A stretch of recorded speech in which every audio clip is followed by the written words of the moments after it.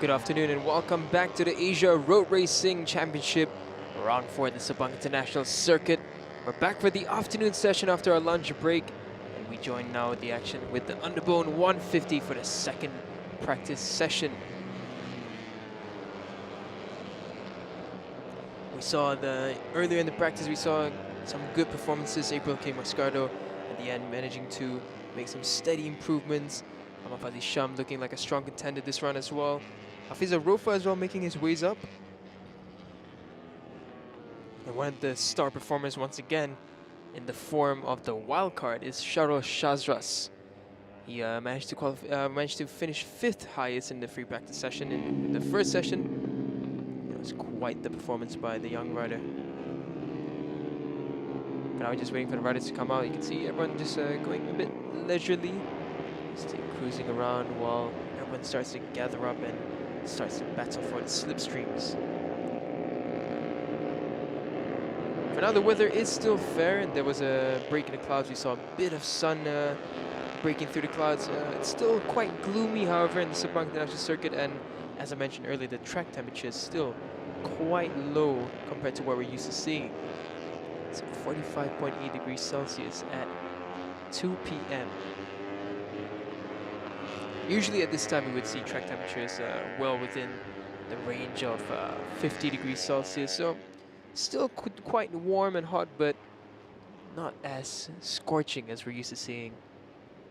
Of course, we saw in the interviews with Barry, Azan Shah did mention that he expected rain, but looks like for now that will not be the story. Then again, as I've always mentioned before, in the Sepang International Circuit, there's always a chance that rain might spew out at any moment. For now, weather is fair. It's a good time to go racing. These conditions should bring some good lap times. I do predict that we'll see lap times dropping slightly compared to practice 1. You can see now the riders starting to charge on for their first flying laps.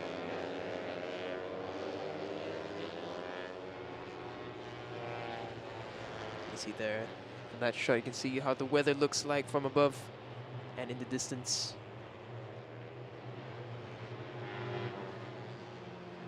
You can see there, well, that's one of the newer riders, Muhammad Kiandra Ramadipa. He was a star performer in round 2, bagging a podium at such a young age. I have to check back again the cross-reference of how young he really is when he won his first podium, because it really is a special moment. The first podium itself is already a very special moment for any rider, but to do it at such a young, tender age is really something remarkable and something we really don't see all too often.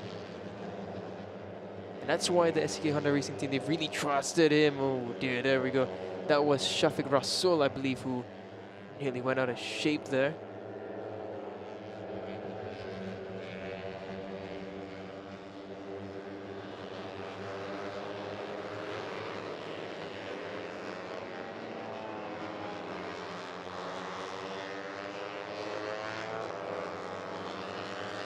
Follow one, Muhammad Kiandra Ramadipa still hanging behind the likes of Shafiq Rasul.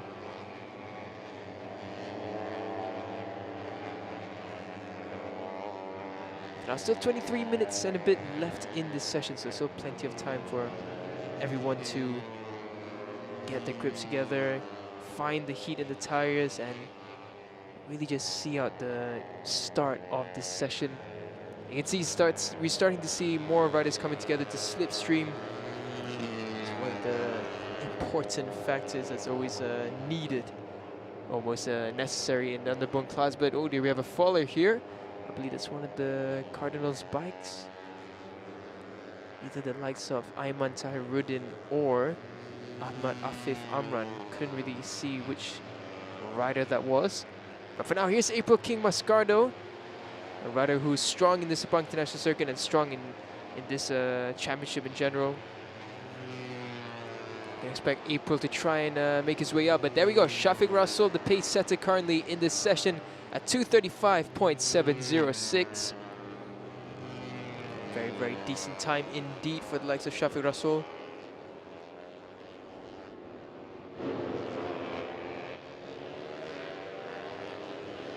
looking much better as well for Kendra Ramadipa. He's done a 238.615 in 7th currently. Orville Vitoni as well, he had a decent session in practice 1. As well as the likes for John Emerson and Guito. Giancarlo Mauricio, however, had a really good free practice 1 session. He'll be looking to charge on and try and find his way up into the higher positions for this free practice 2 before we head into the qualifyings of tomorrow. The Friday's qualifying sessions are where things will start to paint the picture clearer for how the weekend's races will be like. You can only anticipate how exciting this long race weekend is going to be. But it looks like John Emerson and Guito off there at turn 4. I've seen a few riders already go down at turn 4, so I'm just getting to grips with how the track is.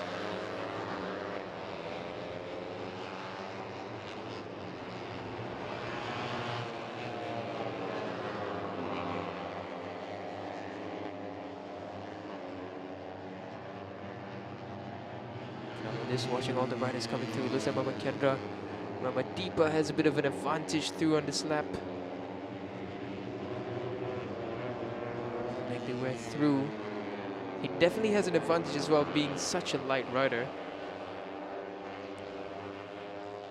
Because especially in this underbone class, weight is everything. The power to weight ratio is one of the huge factors that can play a part, and that's what Kendra really has for him.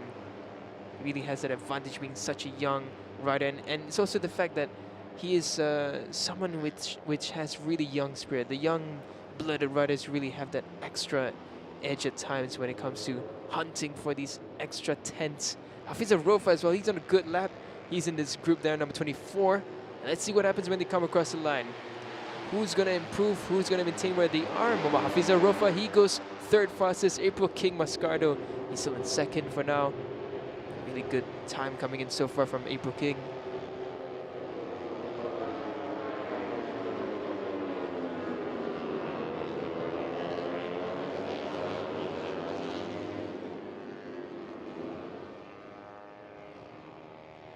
Now they drop down into turn 3, the downhill long right-hander before the run-up into turn 4. Just under 20 minutes left in this session, so plenty of time for the riders to go to the pits to have a quick pit stop, make some adjustments, come back out and try and find a faster time. Of course, this is the final session for each category for today. This will be the final chance and opportunity for all riders and teams to take back the data and make the necessary adjustments for tomorrow's final session before qualifying. And then it's all down to the right planning, to the riders being able to find their way through the grid to really put in a good show when it comes to Saturday and Sunday's races. Now we're following this group of 5 riders as they come down into turn 9. You see the likes of Kendra Ramadipa. He's well within this pack over here.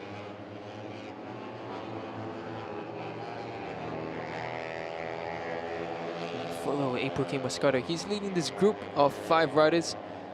Mafadi Sham, Shafiq Rasul, he's in this as well. These are 4 or 5 riders which we know are really fast, and currently they are the pace setters. Here we're getting a good look at Aya Uezu.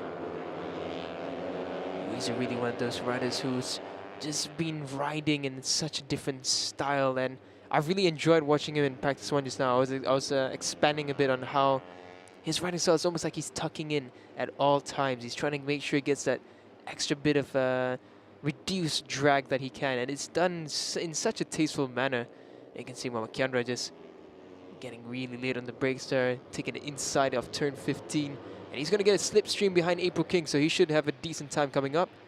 Really a moment there between him and Shafiq Russell.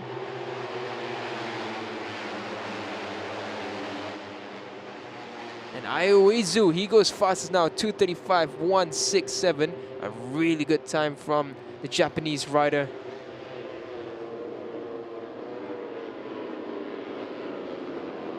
looking across the grid, no one else has really improved except for Shafiq Russell. April King, he's done a 2:36 on 6:45 on that lap. Ahmad Fazil Sham, he's heading out on the track now. He's just come out from the pits again. That's a really good time from Uezu. Like, he was just waiting and pacing himself. He was at the back of the group for most of that run and found himself in a really good position to get that slipstream, and you can see how it's really improved his time. Now the sector 1 from Uezu has just been slowed down. He's slowing down this lap. Perhaps he realizes that he's done a decent lap time. Could be time for a quick debrief, a quick change in setup, and try and see what else is going to work to help improve the times further. For now, we follow Ahmad Afif Amran. Ahmad Afif, of course, is a local Malaysian rider. He'll be looking to get a good performance up on home soil. Of course, it's an advantage to the Malaysian riders when we come to the Sepang International Circuit, as they will be more used to this track as they have experience here. But at the same time, we look at the riders like Uezu and the likes of April King, Mascardo, Pirapong, Lui Bumpeng, Mama Kiandra. These are riders who just absolutely excel, and they're just doing such a brilliant job, and it's a joy to watch them. But for now, we follow Ahmad Afif Amran. Afif and his teammate Ayman Tahiruddin, they ride for the Cardinals Racing Team Malaysia. We follow them now through turns 13 into 14. And you can see that Sharo Shazras Yuzi, he's found himself into this mix as well. Pirapong, Lui Bumpeng as well, he's in this.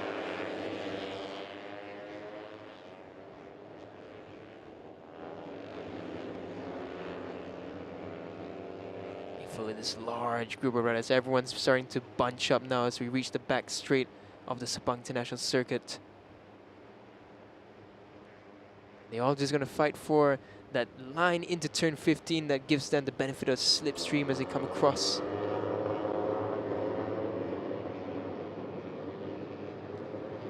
And I'm full of Ahmad Afif Amran, looking at the potential riders who are improving on this lap. It is Izzat Zaidi who had faster first sector, second sector, and third and fourth sector for his own personal timing, but out of nowhere he came with the fastest lap time of the session at 2:35.095.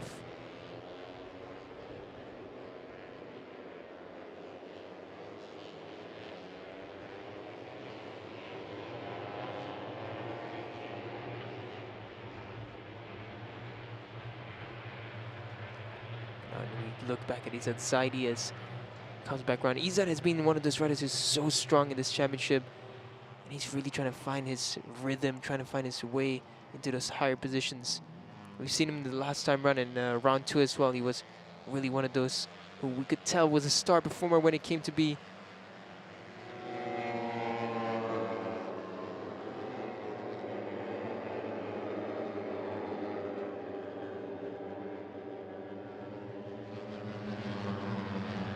looking for where Ahmad Fazil Sham has popped up, because he went into the pits momentarily, came back out, and now he's already done the fastest first sector of this session.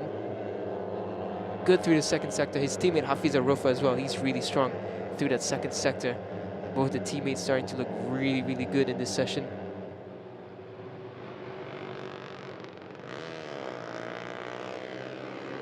The other rider that we're trying to look out for as well is myself. Wahyu Aji, because Wahyu Aji, he's been down in 16th so far in this session, so it's been quite a quiet session from him so far, but we know what he's capable of. He was first and second with his teammate earlier on in practice 1, so you know that Wahyu Aji has something special. He's probably just waiting to find that right slipstream, the right line. Here comes Ahmad Fazil Sham on the inside there into turn 14, a double right-hander, the penultimate corner of the Sepang International Circuit.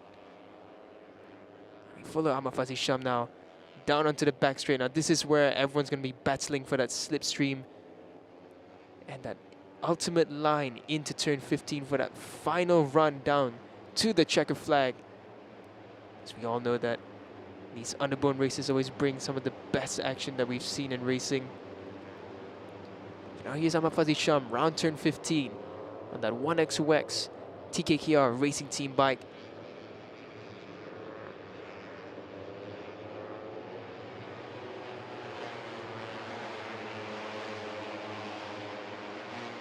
comes across the line, and he was momentarily the fastest rider of the session, but his teammate Hafiz Arofa bests him. A 234.111 from Hafiz Arofa, 234.139 from Ahmad Fazisham, and Murobil Vitoni, third fastest with a 234.711. Great improvements from the riders who have just taken up the top 3 positions. Ahmad Fazisham and Hafiz Arofa, they were down in 9th and 10th before that lap. And Murobil Vitoni was not too far ahead of them, and he's just found himself well within the pace that they've just set. All 3 riders doing 234s, the front 2 doing 234.1s, Murobil Vitoni at 234.7.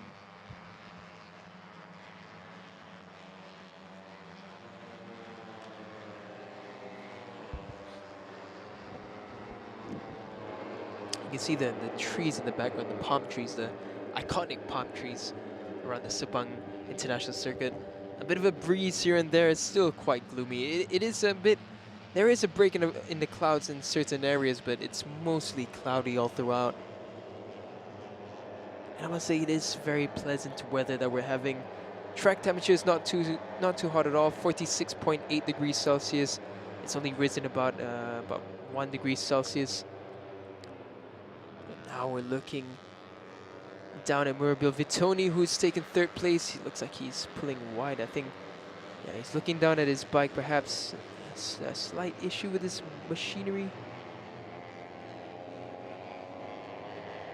You see a bunch of riders just coming across there. Ahmad Fazisham on a lonely ride up in front. April King Mascardo, he's there in this group.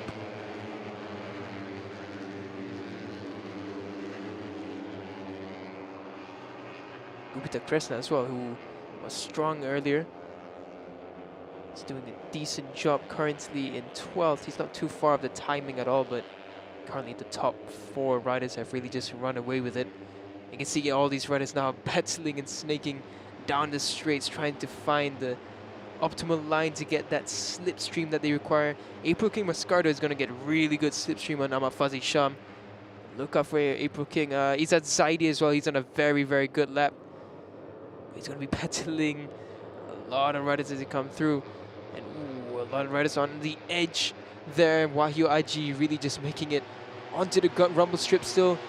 Here's Gupita Kresna.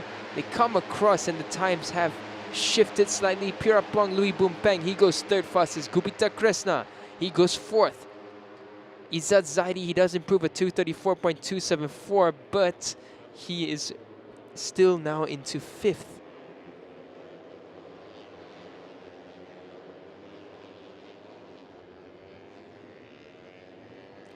Nine minutes left now in this Underbone 150 Practice 2 session. And we can see now everyone's starting to battle harder for these positions. We're starting to see the times start to drop. And we're starting to see the big groups that we're used to seeing in the Underbone class. Pierpong Lui Bumpeng, though, I was just watching him. That bright salmon pink bike that he has was just snaking about in the group, and out of nowhere he pulls a great lap that puts him into 3rd fastest currently.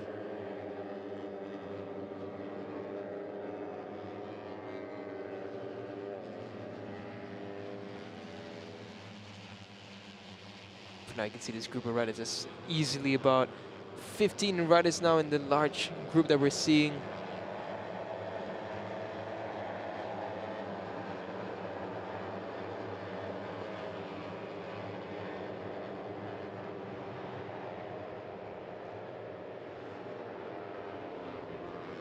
As you're following the timing at the bottom right of your screens for Priyapong Lui Bumpeng, we're gonna have a look at Hafiz Arofa at the back here. Hafiz Arofa currently is the fastest rider in this session. He's doing a remarkable job. Hafiz is a rider with plenty of experience in both Underbone classes and 250 classes. Currently showing his class altogether with this session at 234.111. A 1 and 2 for the likes of the 1XOX TKKR racing team. One thing that's a bit worrying for them is the fact that Wahyu Aji seems to be struggling a bit. He's not able to get that extra few tenths that he needs to be in the mix with these riders. And you can see them all lining up now to get that slipstream. I believe that's Gupita Kresna who's put his hand up. He's going to head to the pits by the looks of it. Ahmad Afif Amran is in this as well. Ahmad Tahiruddin. Hafiza Rofa now trying to get on the inside, but not close enough there at turn 15. So they come around now and line up once again to come across the line. Ahmad Fazi Sham was on a good lap. He comes across now, and the times have dropped even further. Ahmad Fazi Sham has just done a really good lap, a 2:32.781. That came out of nowhere. His second sector was the fastest of the session, but did not expect a 2:32 to come out of this lap that they just completed.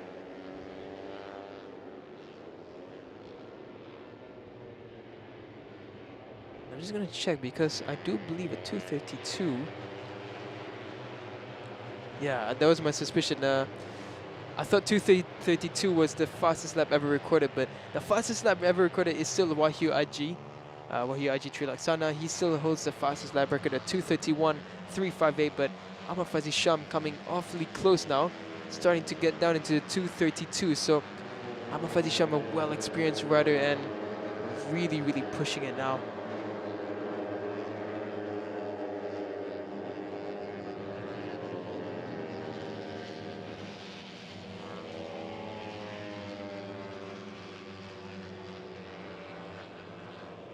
In that frame, you can see Muhammad Kiandra, who was with the front group earlier on, but looks like he's just lost a bit of wind and is unable to keep up with them. He now trails first place by nearly over 2 seconds, but he only trails second place by just under 2 seconds. So he's not too far behind, but he does need to find at least a couple of extra tenths or maybe a second more to be well within the front fighting group. But it all depends on what they're measuring for in this practice session, whether they're trying to measure for how fast you can do a single lap and really break away from the pack, or whether or not your pace is just enough to stick with the front fighting group and work your way with tactical planning to try and find the lines through slipstreams and make your way to the front of the group. There's Ahmad Fazi Sham. He was at the front of this, but it looks like he's slowed down, perhaps to not let anyone get the advantage that he has just set. You can see in sector 2 and sector 3 he was on each sector a whole second and a half slower than the previous lap that he set. But for now, looking at the top 3, there's a 1xx TKR, a 1xx racing team lockout for the front 3 positions for now. Now they come across the line, everyone lining up a slipstream. It doesn't look like many people were on hot laps. Hafiza Rufa does improve, however. He remains third with a 2:34.044. Pierpong Louis Bumpang as well maintains in 4th position. Gupita Kresna, he's in the pits. Wahyu Aji as well has gone to the pits. April King Mascardo as well, he's gone back to the pits. So perhaps for the likes of April King and Wahyu Aji, there was something that's not right with the setup, and they do need to find a little bit more, because we know Wahyu Aji is very strong. He's a very strong rider in Sepang. He's the lap record holder. Last time out in Sepang, he was fighting strong. So perhaps something with the bike just not sitting right with him. For now, there's just 3 minutes and a bit left in this practice 2 session. They will complete this lap and another one, I believe. Looking at turn 5 and 6 now, everyone just battling out for the optimal racing line. See that we're Bill Vitoni, he's still within his group. He's currently running in 7th at 2:34.464. There's Ahmad Fazi Sham. I believe that's the likes of Shafiq Russell.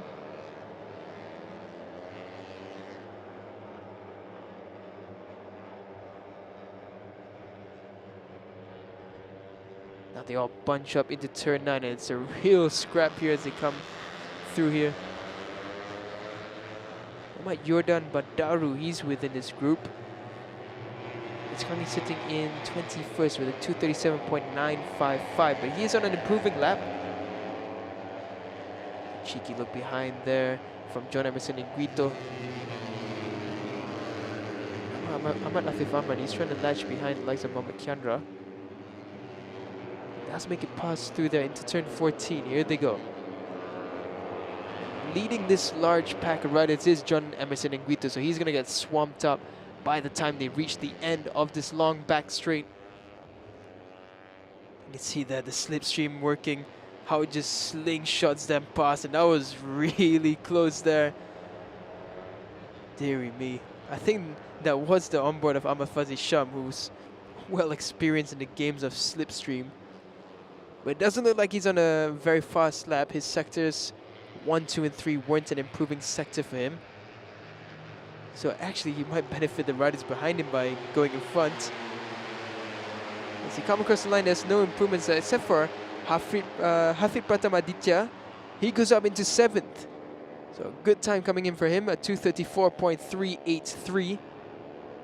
Now it's Amafazi Sham who leads momentarily and just goes wide there. So with just a minute left for most of these riders who are just pulling away from this group, that should be the end of their session. Yeah, you can see a lot of these riders, almost everyone has just pulled away from another push. Perhaps everyone is trying to play that mental game of not letting anyone else benefit from each other's slipstreams, each other's lines, and each other's secrets that they have to find the fastest lap time.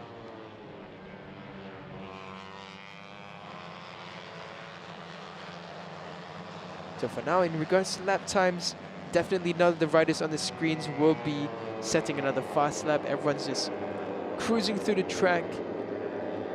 By the time they reach turn 15, they will realize that the checker flag is out. They will head back into the pits and this session will be concluded, because for now, the checker flag is just awaiting its moment. And as you can see, none of the riders are pushing. So for now, the interesting story is Muhammad Shafiq Rasul and Amafazi Sham, 2nd and 1st. Hafizar Rofa, he's in 3rd. Pirapong Louis Bumpang, he's in 4th currently. Gupita Kresna went into the pits on the last lap. He's in 5th. Izat Zaidi, who was momentarily the fastest rider in the session.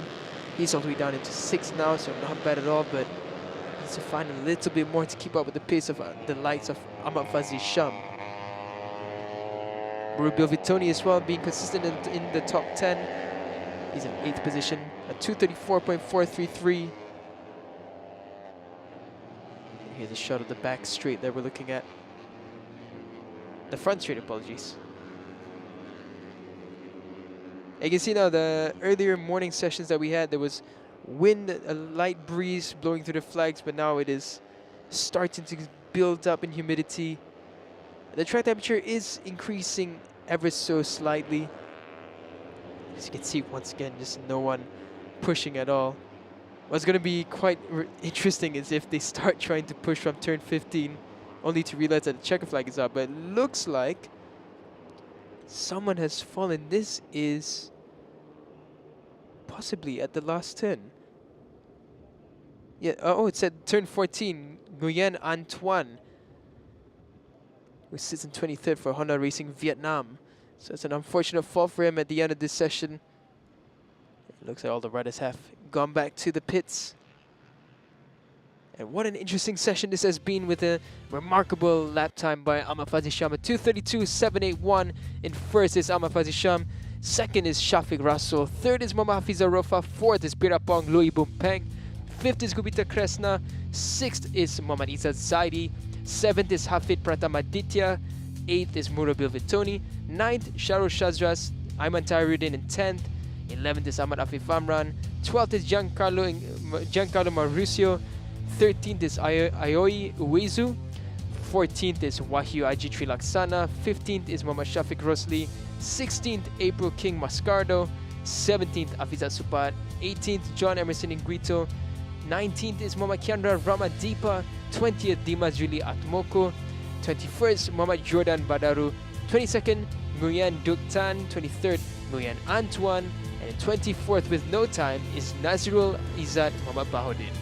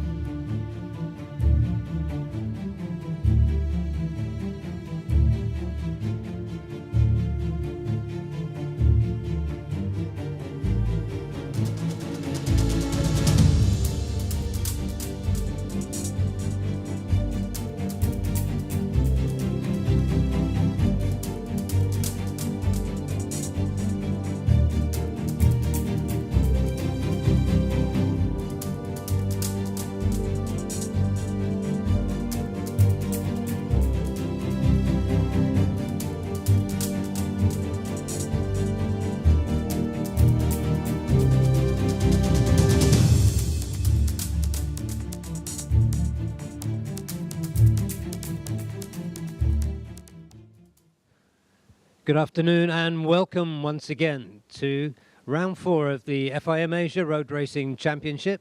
We're coming to you live from Sepang for round 4 of the Asia Road Racing Championship. This is our second visit to the circuit and we're doing a series of interviews throughout the day. This is the beginning of our afternoon session, and with us we have 3 riders from the TVS One Make Championship who will be telling us about what it feels to ride in this championship and their seasons so far. We're running this event over 4 days because we are doing a double header with the MSBK Malaysia Superbike Championship, so that's why the schedule is a little different. So I would like to welcome from TVS One Make Championship Mew Nakahara and Arshad Rashdi and Jagan Kumar. Jagan, I'd like to begin with you. This is the second round, as I was saying, for the TVS One Make. What are your thoughts about it as a more experienced rider here, as a One Make category? Yes, TVS One Make is my great opportunity because after 5 years long gap, I got a chance with join ARRC family. So first of all, I thank to TVS, and this opportunity is great because we are doing timing almost similar with AP250, but riders are different. So it's a good category. That's a good observation as well, that Yes. the times are very close with the AP250. Going back to the previous round at Sugo, Jagan, what was your opinion of the Sugo circuit? Circuit was very technical and also very good turnings, but unfortunately I cannot perform well because I recovered from my injury. So I did my best, but I ridden the track before that. Unfortunately, I cannot perform well. So the great track, but I cannot ride. And so a few weeks later, how is your condition now? Now I think I'm much more better. Good. Well, we look forward to seeing you in action this weekend. And if you'd be kind enough to pass the mic to the gentleman on your right. Arshad, welcome. It's good to see you here as part of this championship. And first of all, you're the only rider from Singapore in this championship, so that's great. That's a great thing. Could you tell us what inspired you to come into this sport? I would say my mom and dad. They inspired me because when I was a boy, they got me a mini bike for me to start racing, and knowing that we have a very limited exposure to motorcycling events, the lack of experience that I have, and the effort that they have made, they have been passionate throughout. They have been behind me. So for them to be able to support me and get me to where I am today and be able to participate in this championship I'm really grateful for that, and I hope to repay them with a good result this weekend. That's fantastic. What other race series have you been in? I have been racing. I used to race in the Asia Dream Cup, Honda Asia Dream Cup in 2014 and 15. In 2016, I participated in the Suzuki Asian Challenge. And then the last international event was the KTM RC Cup Asia in 2017. Okay. And what have you learned so far from riding the TVS? The TVS, although the similarities are there, we are using a road production bike, but I would say the main big difference is the bike itself.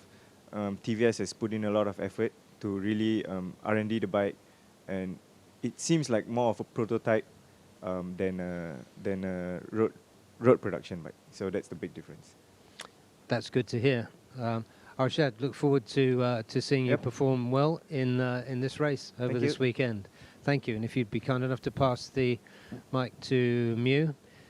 Mew Nakahara, in some ways you are the most experienced ARRC rider sitting here, having raced in 3 different categories so far, also under Bones and AP250, of course. Tell us what you think about this race category. What do you think about racing in the TVS One Make Championship?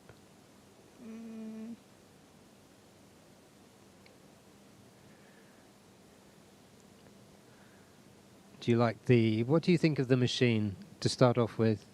What do you think of the TVS Apache? About this bike, Yeah. speed it's good, so I like this bike, but still difficult. So I need understand this bike. Okay. And you had a good race, 2 good races at Yes. at Sugo. How do you think you will do here at Sepang? Sepang is difficult because so many corner and so wide. So how to ride still don't know, but I will do my best. I'm sure you will. Now, Mew, there aren't very many women racing in Yes. this series. In fact, there might only be one. That might just be you. And you have a lot of followers because of that. A lot of women who ride bikes look up to you. How does it feel racing in the open category with the men? What is it like for you?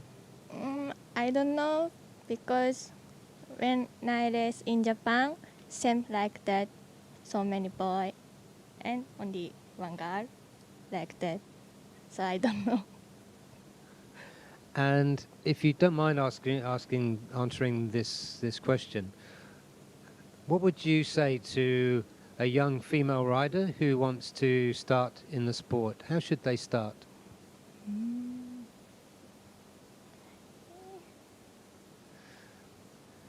Sorry, that yeah, that was a hard question from English to Japanese.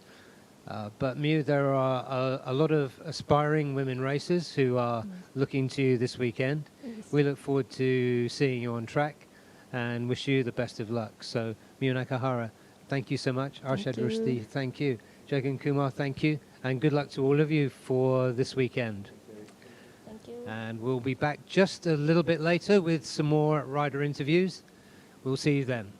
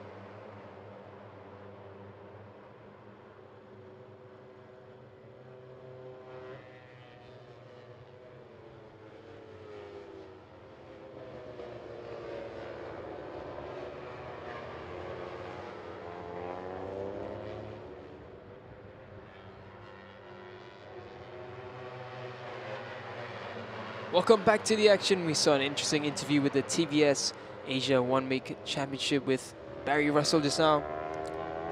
For now, we're looking at the AP250 Practice 2 session.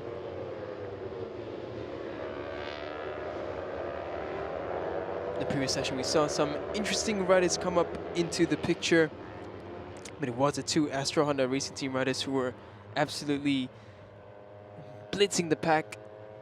So Adrian Adna as well. We saw him in the interview as well. He seemed very calm and very calm and quite at ease with the situation that he has at hand. He doesn't seem phased at all with the challenge. I think he's definitely someone to look out for. Another one that I'm really looking forward to see is the likes of Anggi Setiawan. He's always been strong here in Sepang, and we've seen him really set fast lap times, and it's just a matter of whether he can put that finishing touch into this race when it comes into the weekend for Saturday and Sunday. So for all those watching, the benchmark time that we are looking at is the likes of the 225s, 226s. Those are more or less what we've seen as the fastest lap times that to have come across in this class for the Sepang International Circuit.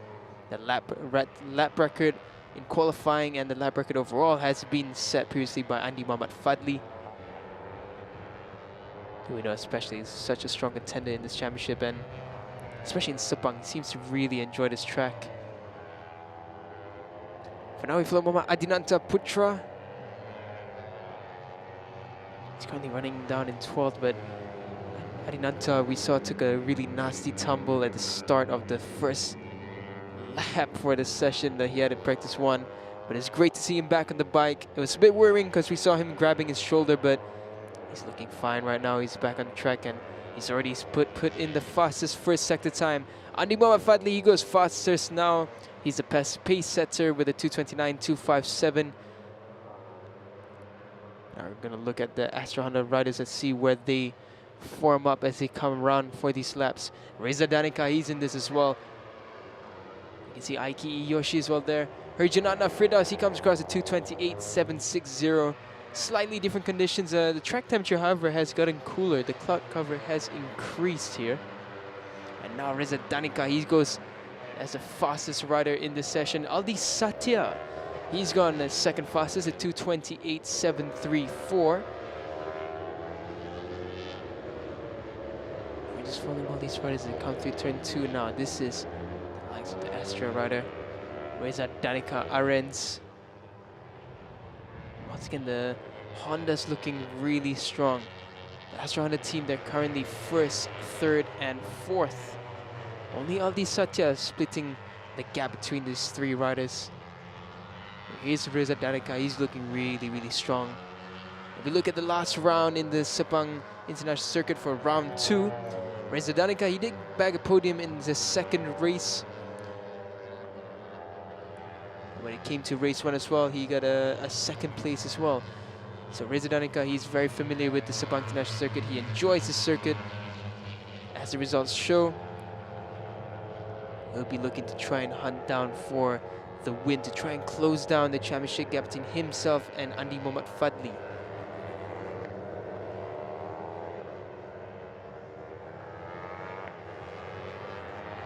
Now there's Aiki Yoshi, he's leading this pack of 4 riders. Anggi Setiawan, he's in this group as well. Adinanta Putra, really top job for him to come back from that really quite nasty looking fall at turn 10. He's right back on it and able to push on forward right now. Plus with 21 minutes and a bit left in the session, they still have plenty of time to head back to the pits, make some final adjustments and get back out and try and fight for a much faster time. For now, we got improvements coming from all across the grid. Piawa Patumios as well. He's set the fastest second sector. Adinanta Putra, fastest first sector. Reza Danica, fastest third sector.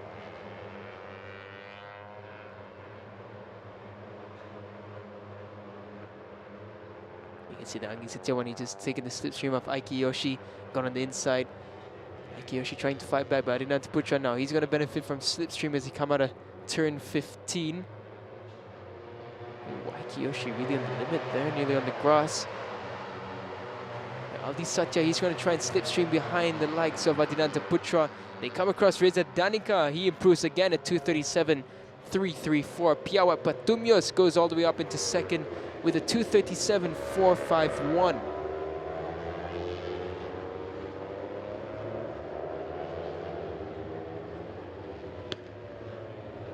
So for now, still the Astra Honda Racing Team riders who seem to have that extra edge, but Herjan Adna, he's gone down into 7th for now at 2:28.7. So Adinanta Putra, he's in 4th. And if you look at the previous session in Free Practice 1, now Herjan Adna and Reza Danica. So Herjan Adna did a 2:25.945, Reza Danica 2:26.375. First and second they were. And the gap between that timing is nearly 2 seconds compared to the current timings that they are doing. So definitely weather can be a factor. However, for the past 30 minutes, the weather has actually cooled down slightly. The track temperature has gone down by nearly 1 degree Celsius. But that's a fascinating thing about racing. Sometimes, even in the same day, you can have two completely different results. And for now, looking at results, Piawat Patumyos fastest through Sector 1, Adinanta Putra fastest through Sector 2. So constant improvements coming in from all across the grid, especially in this top 10 riders. They're all just battling for the faster positions. I know Andi Muhammad Fadli, he's in the pits. Muhammad Sharo Ezwan, he's doing a good job at 9th for the Horizon Racing Team. Also Muhammad Muzakir Muhammad, he's not having the pace that he would wish to have currently. He's doing a 2:30.872. In practice, he was doing a 2:30.2 as well. Down in more or less the same position. In practice 1, he was in 13th. And in practice 2, currently, he runs in 12th. Ray Ratakore as well, he's in 11th currently. He's unable to make any impressions into the top 10.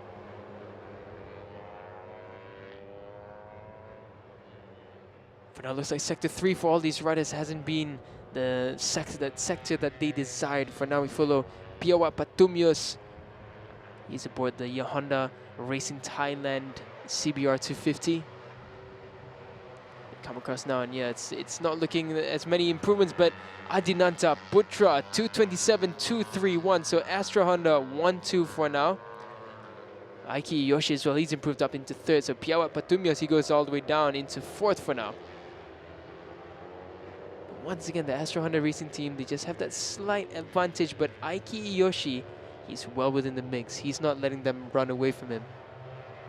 Takes a look behind there to try and see who's behind him.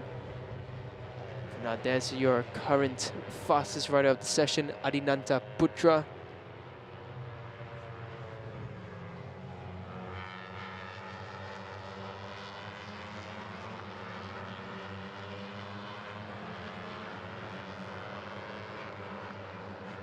Here's Aiki Yoshi, we're following him through turn 5 and 6 now.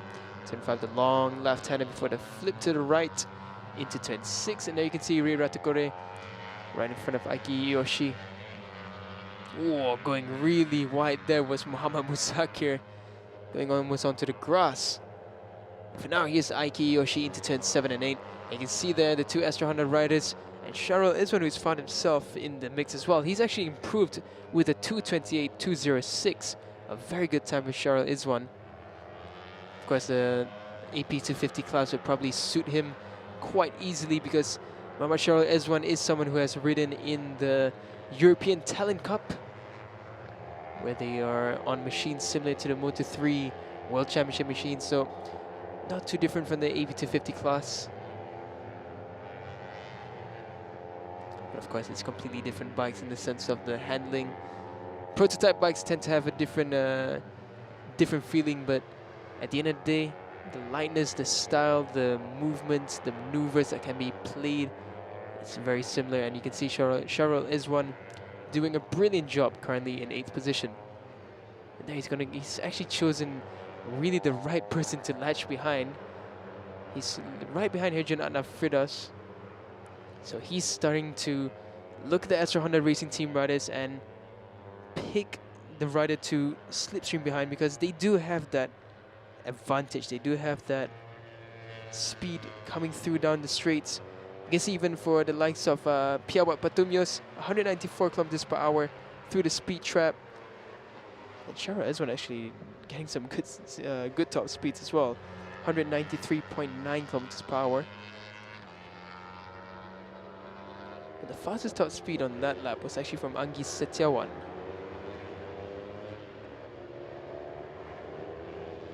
Some of Sharo Ezwan, he's gone back into the pits. For now, Aiki Yoshi, he still stays out on track. Idlan Hakimi is somewhere there behind him with Rei Ratukore.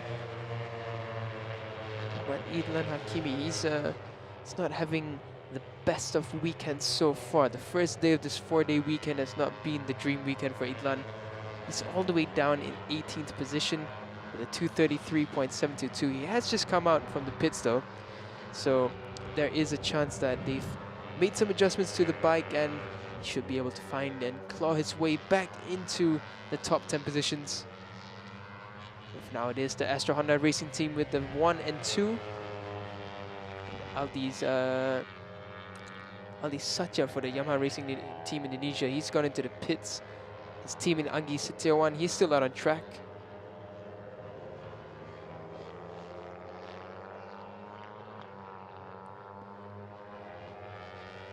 So for the majority of the riders besides Herjan Adna and Reza Danica, everyone has improved into the 237s, more or less, from the top 8 riders that we have.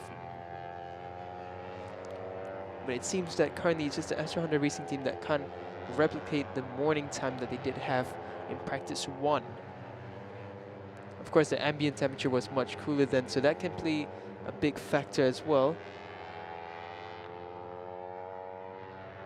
For the Japanese rider Aiki Iyoshi. So you can see really from the picture on screen, the weather at Sepang is really, really gloomy currently. And now I'm just wondering, because I did mention just now,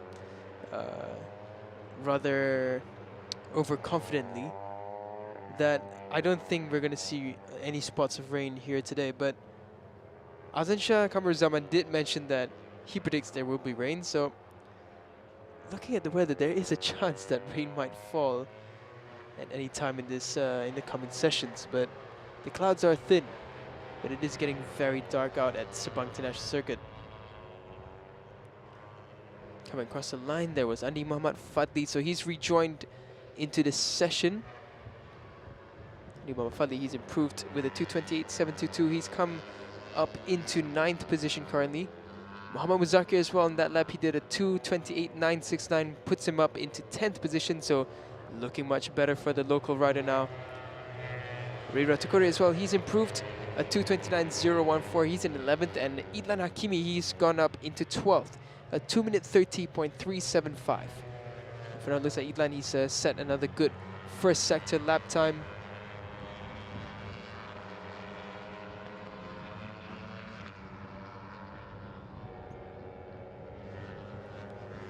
Just under 13 minutes left in the AP250 Practice 2 session.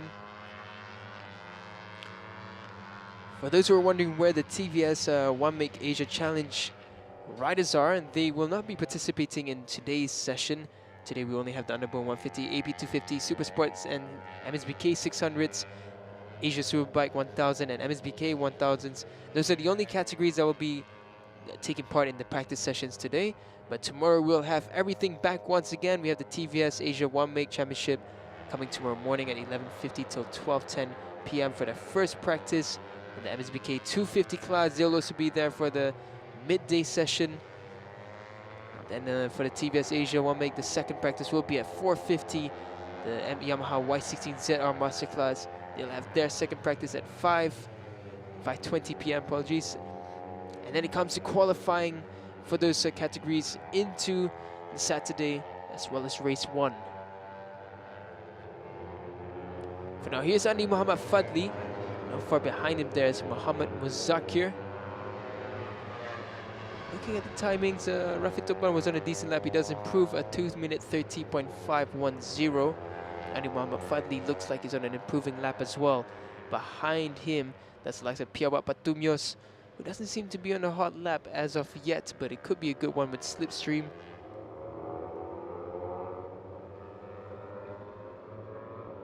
Here comes Andi Muhammad Fadli now. He comes down to the line. Let's see where he finds himself on this lap. Does a 2:29.341, so it's not faster at all for him. And neither is it for the likes of Ray Ratakore, Muhammad Muzakir, or the likes of Idlan Hakimi either. Even Aiki Yoshi as well. He's come across with a 2:37 on the last lap, and he's just gone back into the pits.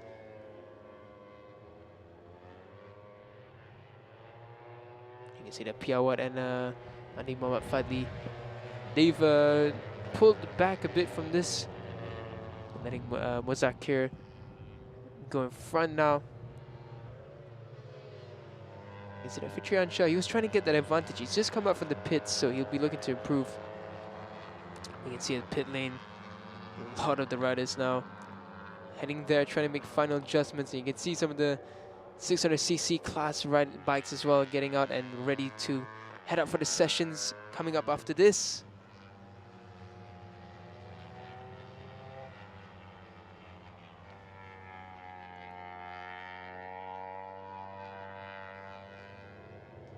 Now we're just looking down there, the Honda Racing India team of Setu Rajiv and Senthil Chandrasekaran. As I said, that some riders already making their way out of the pit lane. You see there's for the Victor Racing team, Leong Nang Si. He was coming out there. He currently sits in 19th position with a 2:35.685.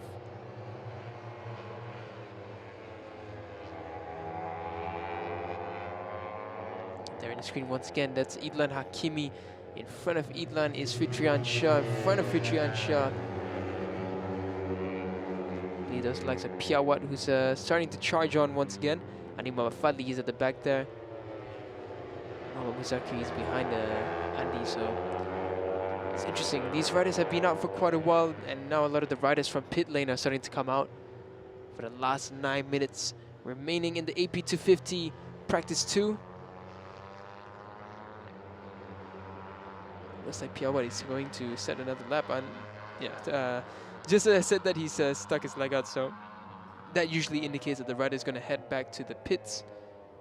Looks like Andy's also following suit, and so is Muhammad Muzakir and Fitrian Shah. So these 5 riders are going to head back to the pits, and I doubt that they would have enough time to make any adjustments and try and find a setup before the end of this session, because of course they have to debrief, do the setups, and then come out again. There's just simply not enough time for that. It's only 8 minutes remaining.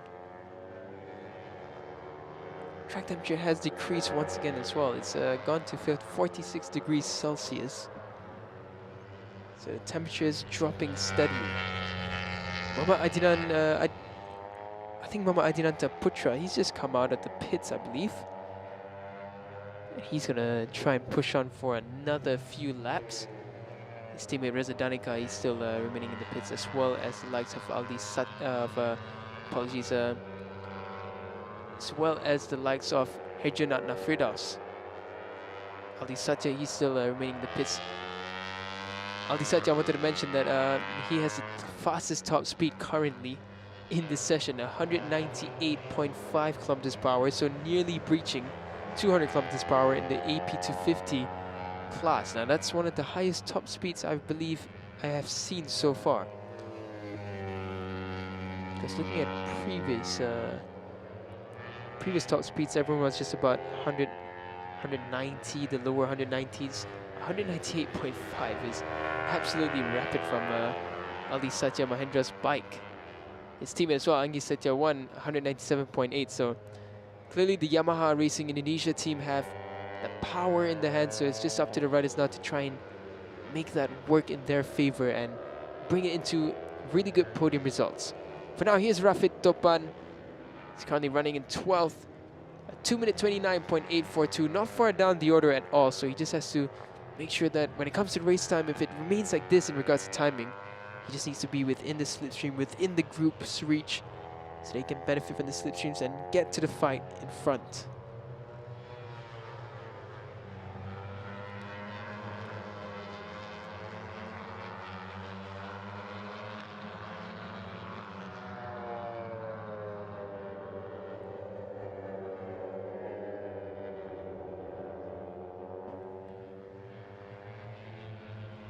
There's Adinata Putra who's come up for a last push in the remaining time that we have, and it looks like the likes of Herjan Anna Firdaus, he's come up with him, so these riders will be riding in tandem to try and push each other further.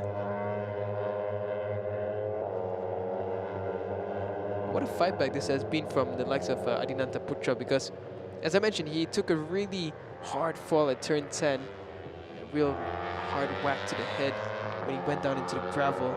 So he didn't set a time at all in practice 1, but in practice 2 right now, he's currently the fastest rider and he's doing a really good job at it. So right now, Herjan Firdaus is going to stick behind the rear of Adinata Putra, and I do believe they're going to try and trade positions, try and help each other push through the slipstreams, try to make their way up into the faster timings, because they have set 225s, 226s, but so far they just haven't been able to break past 227. Let's see now, large group of riders heading out on the track for a last lap push.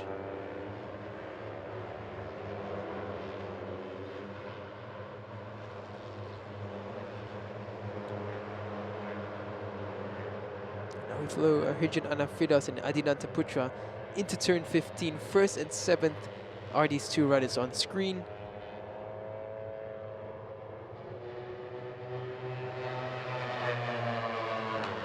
Herjan Anna Firdaus, he's improved already on his first flying lap since coming out.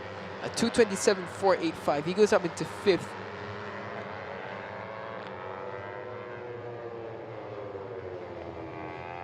Piawa Patumias as well. He's just come across to start his flying lap. And now it looks like we have almost everyone out on track except for Ray Ratukore.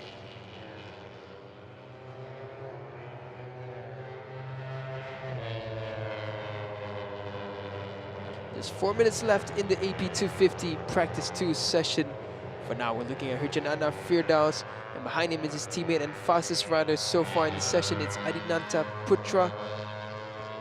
Astro Honda Racing Team looking really, really strong this weekend, and it's going to be a good opportunity for them to capitalize on points.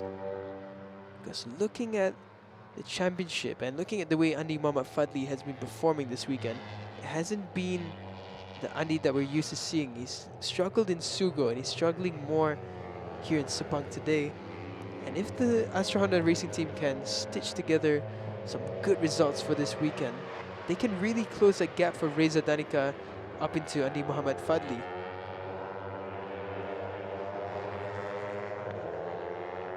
$50 points are up for grabs this weekend. And Astro Honda Racing Team right now at this juncture are looking like the favorites to grab 50 points that are up for grabs. For now, just under 3 minutes remain in the AP250 Practice 2 session.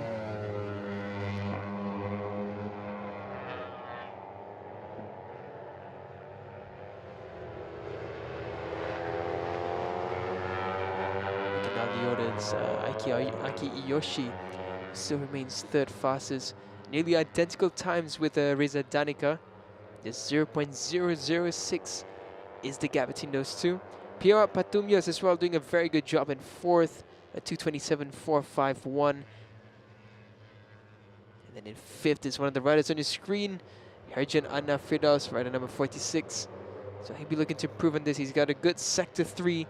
He's going to get good slipstream behind the likes of Adinata Putra. As he come down to the line, it's a improvement for Adinata Putra, a 221.179, and he takes the fastest lap once again.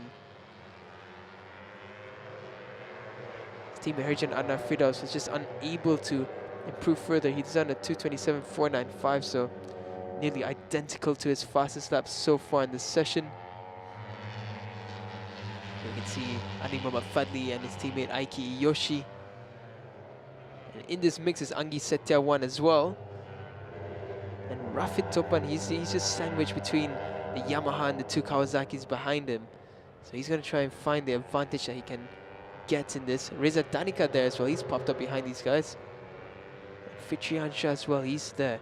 So Aiki Iyoshi, he's just gone really far wide there on the braking. So I think he was looking down his gear lever, so perhaps an issue with his shifter for Aiki Iyoshi. But for now, it's Rafid Topan who leads in front of Andi Muhammad Fadli. Fitriansha there in the picture as well. Reza Danica, he's just pulled back a bit from this.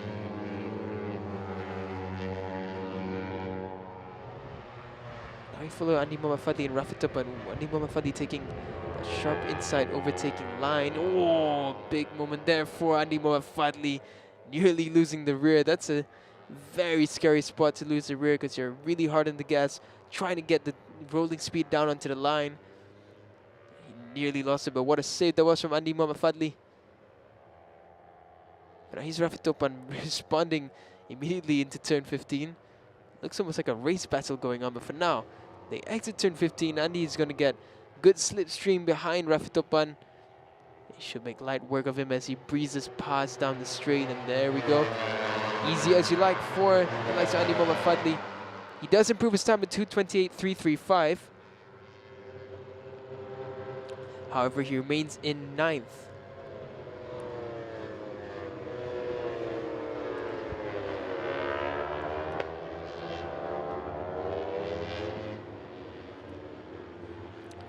So the time is up for the AP250 Practice 2. The checker flag has come out. And right as the checker flag came out, this marks currently a 2 degrees Celsius 2 degrees Celsius cooler track temperatures than we saw at the start of the session. It's just dropping rapidly. The cloud cover has just increased and it's just become an even more gloomy looking day. But for now, Anggi Setiawan, fastest through Sector 1. The fastest rider through Sector 1 for now. He's going to have that Astra Honda to latch behind and get slipstreams from. Reza Danica is right in front of him. Rafitopan in front of Reza Danica. Andi Muhammad Fadli looks like he's just breaking away from this pack a little bit. Reza Danica, he's pushing on. Anggi Setiawan, he's got his eyes focused on the rear tire of Reza. Second sector, not brilliant from Anggi Setiawan. He's going to still get good slipstream coming through. Now into turn 9. They have to both get past Andi Muhammad Fadli to get a clean lap, and they do. Andi Muhammad Fadli, he goes wide to let the two of them pass. It doesn't look like Andi's trying to push for a faster lap. His first and second sector time hasn't been quite brilliant as of yet, but Reza Danica, he's got a good first sector, second sector decent as well. Keep your eyes out on these two riders, Anggi Setiawan and Reza Danica. There can be some surprising lap times coming from the pair of these riders, but definitely Anggi is going to get a really good slipstream behind Reza as they come around turn 14 down the back straight. You can see there everyone lining up for the slipstream. Anggi is just trying to latch behind, but we know Angi's bike has had the better top speed across the grid, so this extra pull from Reza is going to give him that extra boost coming to turn 15. Sector 3 hasn't been brilliant once again from Anggi Setiawan. Comes around turn 15. It looks like the gap is the same on the back straight as it is on the front straight. They come across now and there's no improvements from Anggi or the likes of Reza. Neither is there for the likes of Andi Fadli or Rafit Topan behind him. And Aikiyoshi, he came across as well. Not improving, just doing a 228.352. But that is the conclusion of the ARRC AP250 class Practice 2 session. Adira Antaputra coming back from a crash in Practice 1, and he's the fastest rider right now at 227.179. Reza Danica, his teammate, in second with the 227.334. Aiki Yoshi, he comes up into third to break the rhythm of the Astra Honda Racing Team riders, as well as Piawat Patumios in fourth. Herjanatna Firdaus, he's in fifth. Anggi Setiawan, sixth. Aldi Satya Mahendra, he's in seventh. Muhammad Sharul Izwan, he's in eighth. Ninth is Adi Muhammad Fadli. 10th, Muhammad Muzakir. 11th, Rayin Ratukore. 12th is Idlan Hakimi. Rafit Topan, he's in 13th. Fitrian Shah in 14th. Muhammad Irfan Haikal in 15th. 16th is Senthil Chandrasekaran. 17th is Akib Aziz. 18th is Setu Rajiv. In 19th is Leong Nang Se and Kao Vietnam with no time set in this session.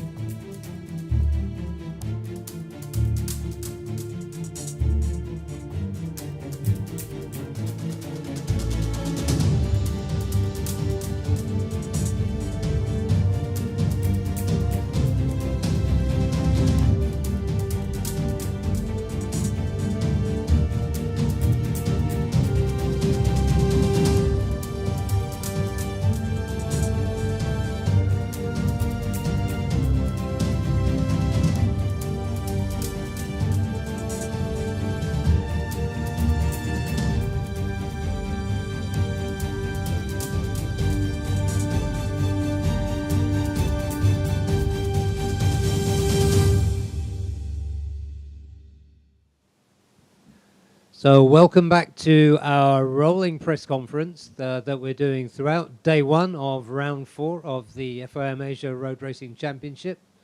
We're here, of course, live at Sepang, Malaysia. And I'm delighted to say that I'm joined now by 2 riders from the underbone category, which is watched all over the world. I'm joined by, from Honda Racing Vietnam, Nguyen An Tuan, and from Indonesia, Jordan Bardaru for LFN HP 969 Indonesia Racing Team. So welcome to you 2 guys. And Nguyen, I'd like to begin with you.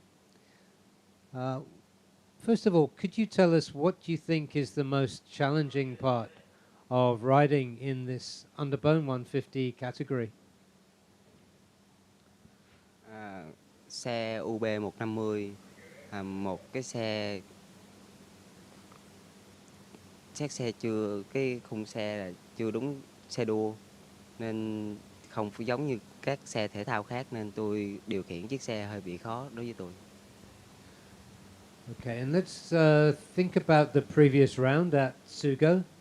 You had some problems there and your results were not so good.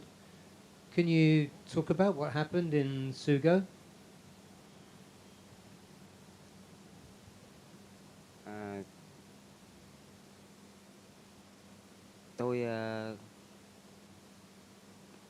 Tôi rất thích,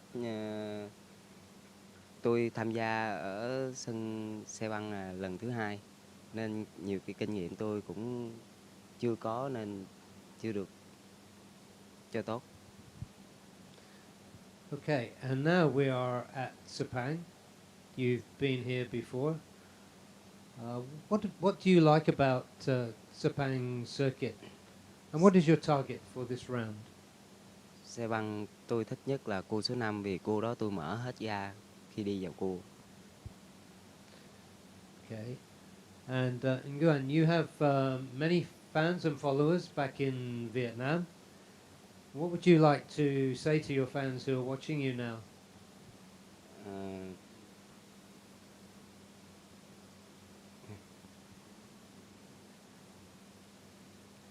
Cảm ơn Honda Việt Nam đã tạo điều kiện cho tôi được va chạm với những tay đua châu Á.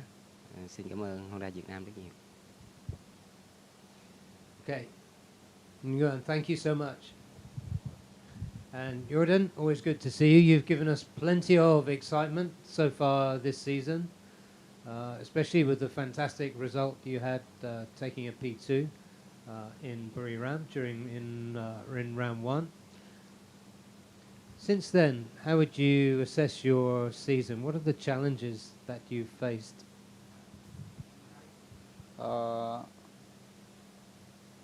Yang menarik tentunya persaingan di kelas UB sangat cukup ketat dan sangat seru. Okay, and what do you think about the race in Sugo? About the circuit, your performance, and so on? My problem is motorcycle engine problem and shock problem, suspension. Okay, yeah, it was a challenging circuit for sure. And how does your Honda go around this circuit, around Sepang? In Sepang, my bike it's so good. It's so good. Practice 1 and practice 2. Stay focused. Okay, so what's your target, Jordan, for this weekend? My target collect the point. Yeah. Collect points. Okay. Good luck and thank you very much. And I'm delighted to say, while you were speaking, we were joined by the gentleman on your right, Afif Amran. Afif, welcome. Yeah. Thank you for joining us this afternoon. You're a rider that always gives us something to talk about or shout about sometimes. What would you say are the biggest challenges of racing in this class?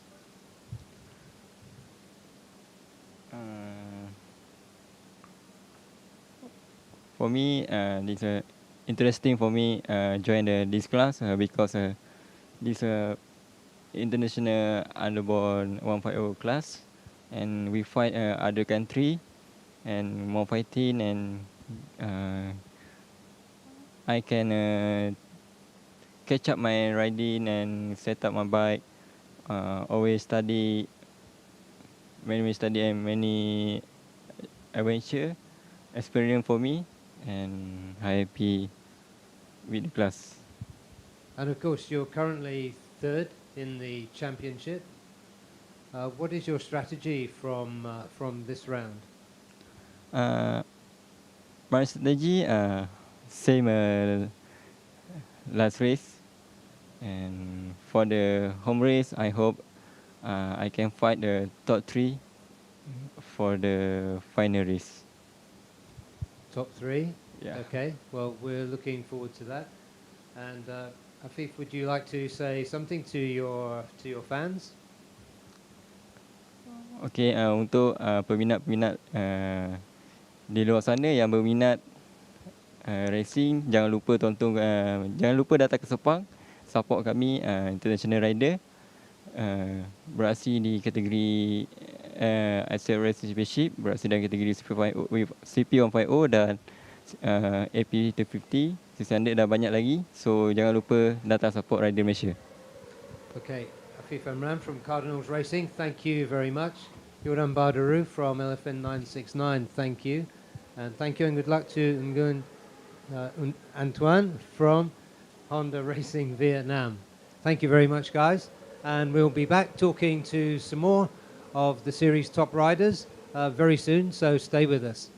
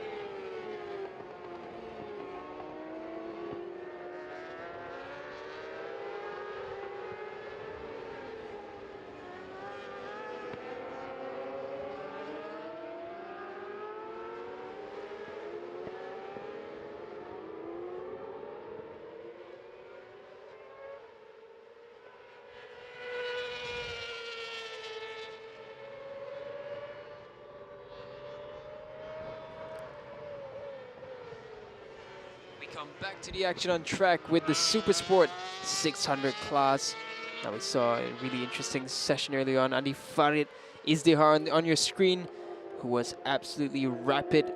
Nearly a second clear of second, in which is Nakarin, and Azra Hakim Anwar in third.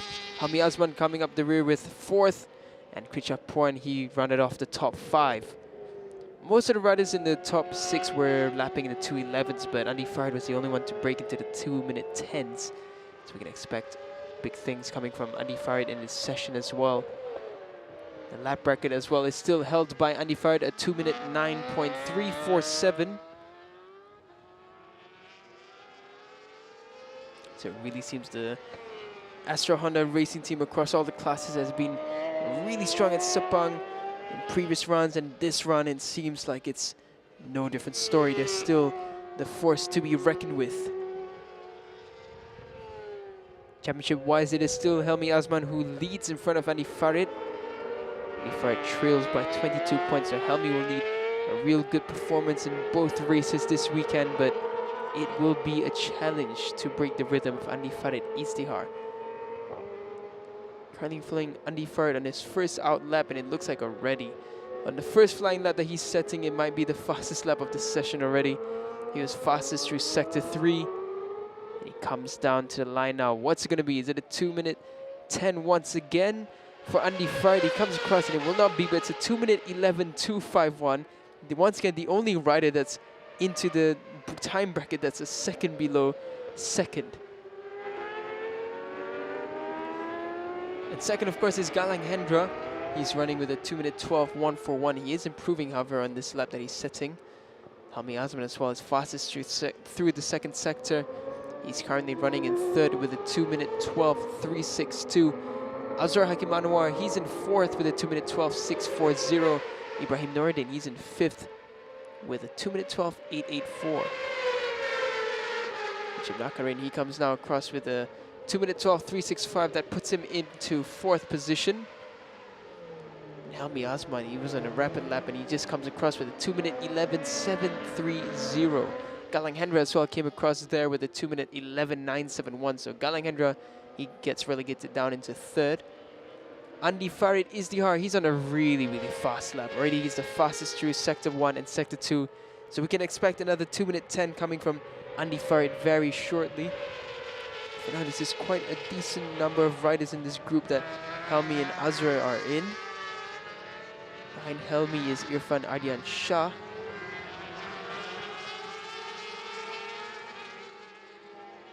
Behind Irfan is the likes of Galang Hendra. So finally come through turn 5 and 6. A long left-hander and the flip to the right onto the gas. And straight onto this little short run-up into turn 7 and 8. The double right-hander. Here's Helmi Azman on the Bunseo Honda Racing Team machinery, the CBR 600 RR. Here's that rundown into turn 9. And there you can see Karol Idampawi, who only did one lap in the practice session in practice 1. But that one lap was enough for him to take 10th position with a 2-minute 12.939. But it was a very chaotic lap from the Super Kip. It was all over the picture every time he was going on the gas and down on the brakes. But for now, he's found himself behind his group. Andy Farid has come across with a 2-minute 10.837. So he's already broken into the 2-minute 10s. He's found his rhythm. It looks like everyone else as well is on improving laps. Karol Idampawi as well, he's about to improve on his lap, and pretty much all across the grid, everyone's starting to improve further. Track temperature has gone all the way down to 43.8 degrees Celsius, so really nearly 5 degrees Celsius cooler than when we rejoined after lunch. Here's the timing splits of Azroy and Helmi Azman. Jim Nakarin, he goes fourth again with a 2-minute 12.013, but here comes the likes of this group of riders, and everything has just shifted once again. Helmi Azman, he's in second. Ratapong, he's in third. And Azra Hakim Anwar, he comes up into fourth there. Irfan Ardian Shah went up into fifth. Galang Hendra has gone down to sixth. But Karol Idampawi, he's gone all the way up into seventh. So Jim Nakarin, who was looking at fourth for a second, has just gone down into eighth. With all these riders improving. Now we're looking at Ibrahim Noureddin. He's done a decent second sector, but he's in a lonely ride for now. He's riding alone. He's down in 10th position currently. So here comes Ibrahim Noureddin down the back straight of the Sepang International Circuit. Into turn 15 is the number 66. Leg dangle, tail slightly out. Comes around turn 15 now. Let's see what he does as he comes across the line. Doesn't look to be that much of a good lap, and it really isn't. It's a 2-minute 12.662 for Ibrahim Noureddin, so plenty more to be found for the young Malaysian rider. And here's Karol Idampawi. Looks like Irfan Ardian Shah, Galang Hendra, and Karol Idampawi have improved through sector 1. But sector 2 a bit disappointing for Irfan and Galang Hendra, but Haruki Noguchi is really strong so far on this lap, and sector 2 as well, he's improved. I just meant it's all about whether he can stitch sector 3 and the final last couple of corners that he has to tackle here. Into the penultimate turn is Haruki Noguchi. Galang Hendra has gone fastest through sector 3, but Helmi Osman just completely set up there on the exit of turn 14. It's either Idampawi trying to latch behind the likes of Irfan Ardian Shah into turn 15, fighting for that slipstream. I do believe I saw Galang Hendra there going on the inside, a bit aggressive. Here comes Idampawi down the front straight of the Sepang circuit. Let's see what he does as he comes across the line. It's a 2-minute 11.952, so Idampawi goes up into 6th position. Galang Hendra, he improves up into 3rd position with a 2:11.559. Really good lap so far from Galang Hendra. These are improvements from practice 1. In practice 1, he was only able to do a 2-minute 12.0, so he's found about half a second so far in the second practice session.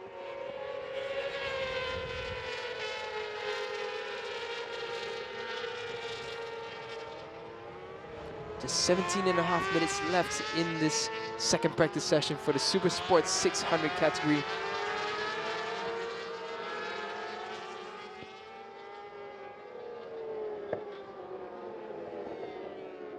And it's interesting because for now we have 18 riders registered in this Super Sports 600 class, but for the MSBK 600 boys, we seem to have Ullas Sanchut Nanda and Himanish Amla. They're missing from the picture currently. They haven't participated in practice 1, nor have they participated in practice 2. Now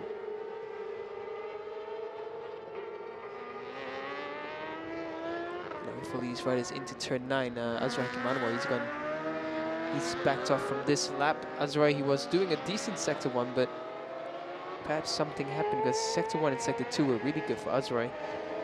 Chip Nakarin, he's doing a good job. Sector 1, he's faster, apologies, not the fastest, but faster in this lap. Irfan's still pushing on, but his first sector was really disappointing, and I think he was just trying to slow down and find his bearings once again.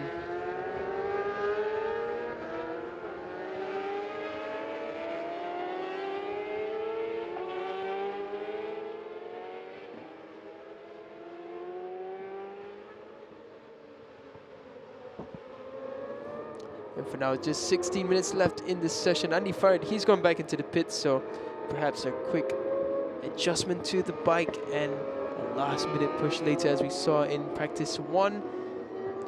Looks like a bunch of riders already heading back into the pits. Irfan Ardian Shah is one of those riders as well, including Galang Hendra. He's also going back into the pits. Azra as well in the picture there. So it looks like for now, everyone's just decided to back away from this session for a while, recoup with the team in the pits, get a drink of water, make some slight adjustments if necessary.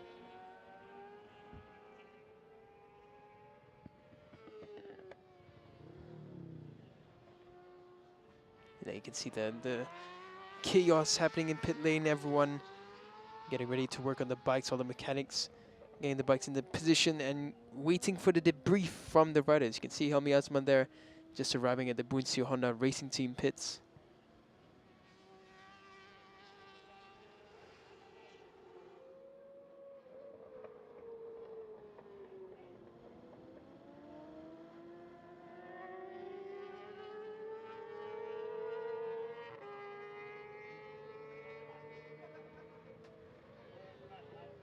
So for now, I do believe we only have more or less about 2 riders still out on track. The likes of Ibrahim Noureddin as well as Keito Abe.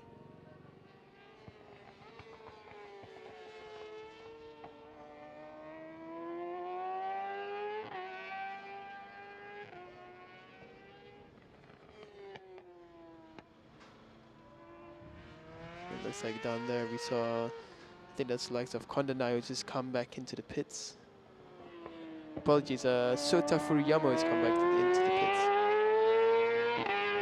So here's Keito Abe, who's still out on track currently, the Japanese rider. racing for the Victor Racing Team.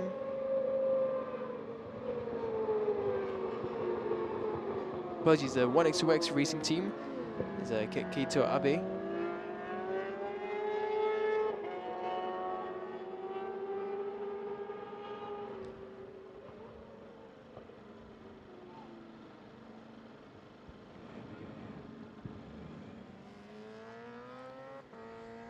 Keito Abe, the Japanese rider, he comes into the Sepang International Circuit for round 4 of the Asia Road Racing Championship aboard the 1x2x TKKR Racing Team machinery. Here's Kondanai, Kurt Kao.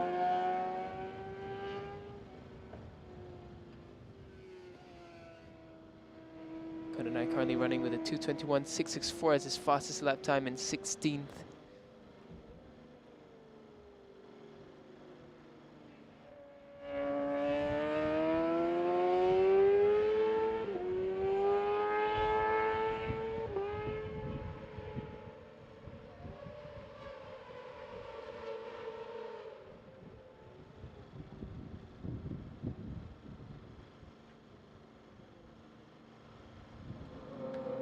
So just 12.5 minutes remaining in this session, and Kondanai was the last rider out on track, but at this point everyone has gone back into the pit lane. They will have a quick drink of water, some slight adjustments to the bike wherever it's deemed necessary, quick debriefs, and I do believe we'll have a bit of a battle coming up ahead for the last 5 or 6 minutes in this session. For now, there's Kondanai going back into the pit lane.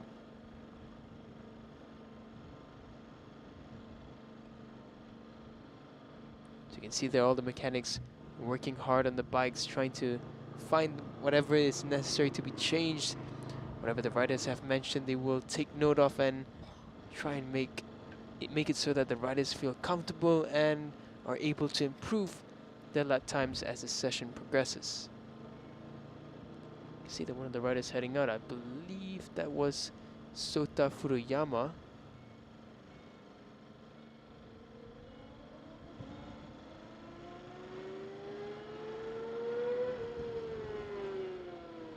Yes, that is the likes of Sota Furuyama who's come out at the pit lane.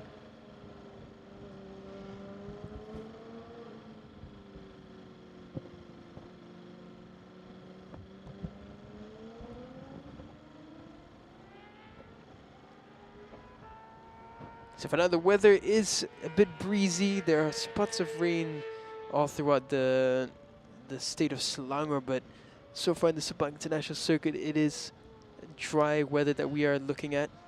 Very cloudy, very gloomy, and just a very light breeze, as you can see from the flags waving through the air. But for now, it looks like most of the riders and teams, well, 15 out of 16 riders are sitting in the pit lane for now. We have 10.5 minutes left in this session. Sota Furuyama has come up for his lap. He's starting his out lap before he progresses to his flying lap.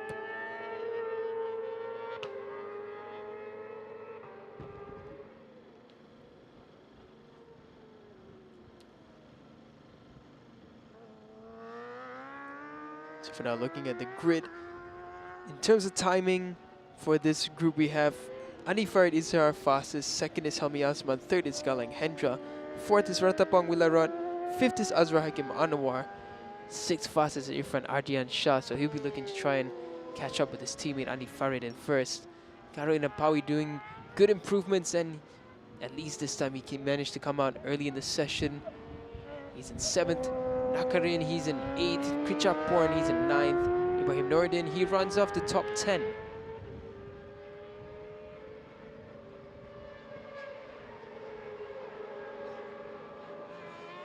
Here we're looking at Sota Furuyama from the Victor Racing Team, donning the number 12 at the front of his bike. He's aboard the Yamaha YZF R1. You can see there's some riders already ready to come out back onto the track.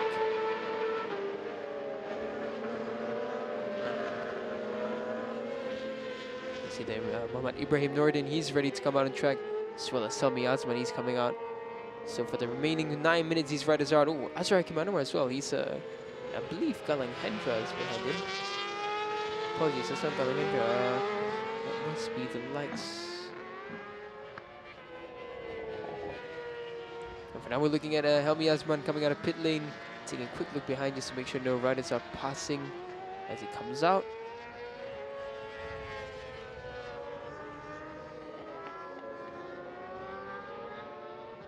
And then once again, another local rider that's the likes of Muhammad Ramdan Rosli on the 1xx TKKR team, YZFR6, and Chang Chi Ying as well. He's come out at the same time.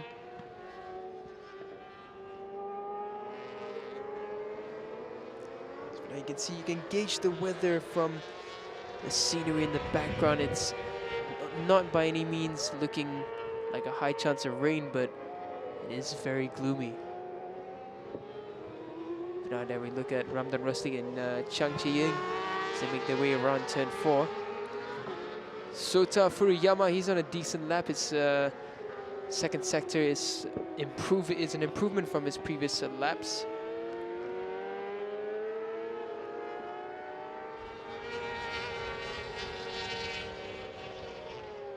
Now just following the likes of Chang Chi Ying as well as Ramdan Rusli. And here's Azra Hakim Anwar from the Bunsi Honda racing team.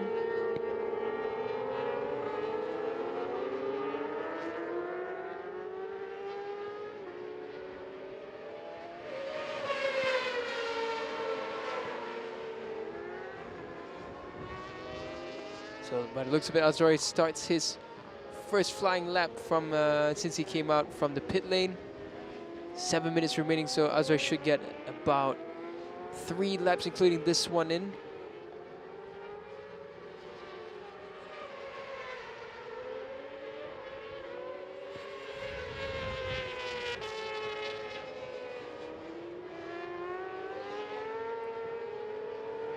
Now we follow Azra Hakim Anwar into turn 4. And here from below the commentary box, a lot of the teams now releasing their riders out onto the track, so almost everyone has taken about an 8 to 9 minute break.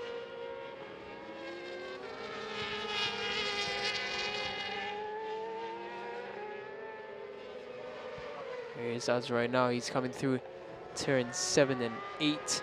The double right-hander, the double apex turn. He's starting to look good on this lap. Azra has done, he's gone faster than previously in sector 2. He's done a decent sector 1 as well, so this could be a good lap coming in from Azra Hakim Anwar.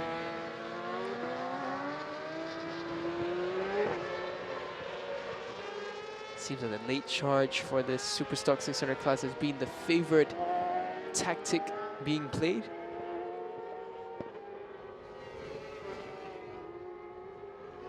Follow Azra right now as he comes to turns 12, 13, and the final right-hander into 14. And the third sector there for Azra, a decent one, but not an improvement for himself.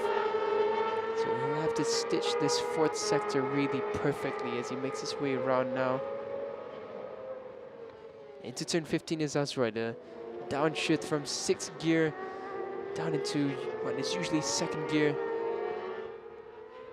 On the gas, down onto the straights. Here comes Azra Hakim Anwar now. He comes across the start-finish line, does a 2:11.550, so Azra Hakim Anwar does improve up into 3rd. Knocks Galang Hendra down into 4th.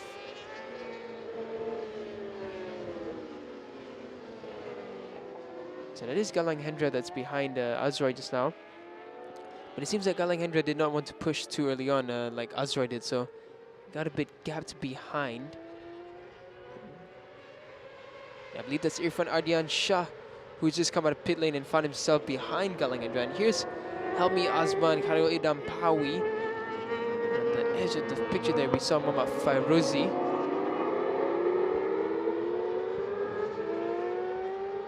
And behind the pair of the Bunsiona racing team, that is, I believe that is Krichaporn. So for now, Helmi Azman came across with a 2:12.705. Khalil Idam Pawi, I think he was just waiting for his teammate to come around. He just came across with a 2:20.2, but oh dear, what a moment for Helmi Azman there. All that work that Karo Idam Pawi did, but Idam Pawi as well, just I guess, realized that his teammate's gone wide. So to play the push and pull tactic, they have to be together.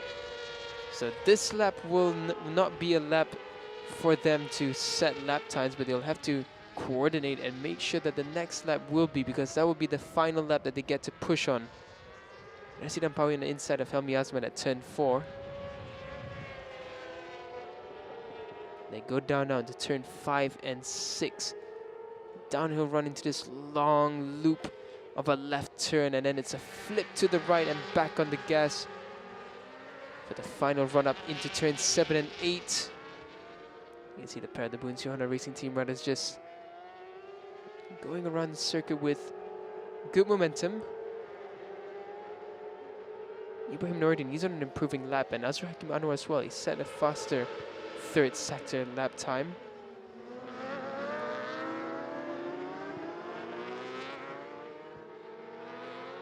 It looks like Helmi's just being gapped a bit now by Idam Pawi. It looks like Helmi's just unable to keep the pace. Perhaps the reason he overshot was something to do with a technical fault on the bike. As you can see, he's just riding rather leisurely, and I think he's going to head to the pits on this lap, because it really doesn't look like he's pushing on for anything. But it looks a bit Chip Nakarian, he's on a decent lap, a good Sector 1 and Sector 2, and a really fast Sector 3, the fastest of the session so far. Nakarin does improve up into 7th with a 2:11.931. Idam Pawi there, you can see he's just still pushing along. I'm very confused as to what's going on with Helmi Asman, because he just backed away and now suddenly he wants to push.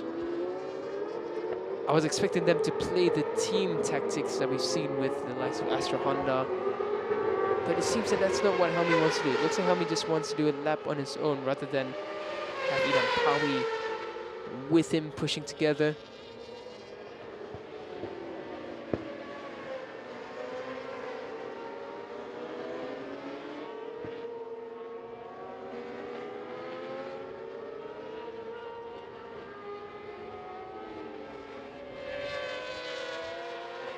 For Helmi Asman, he goes down from turn 2 into the long right-hand downhill of turn 3.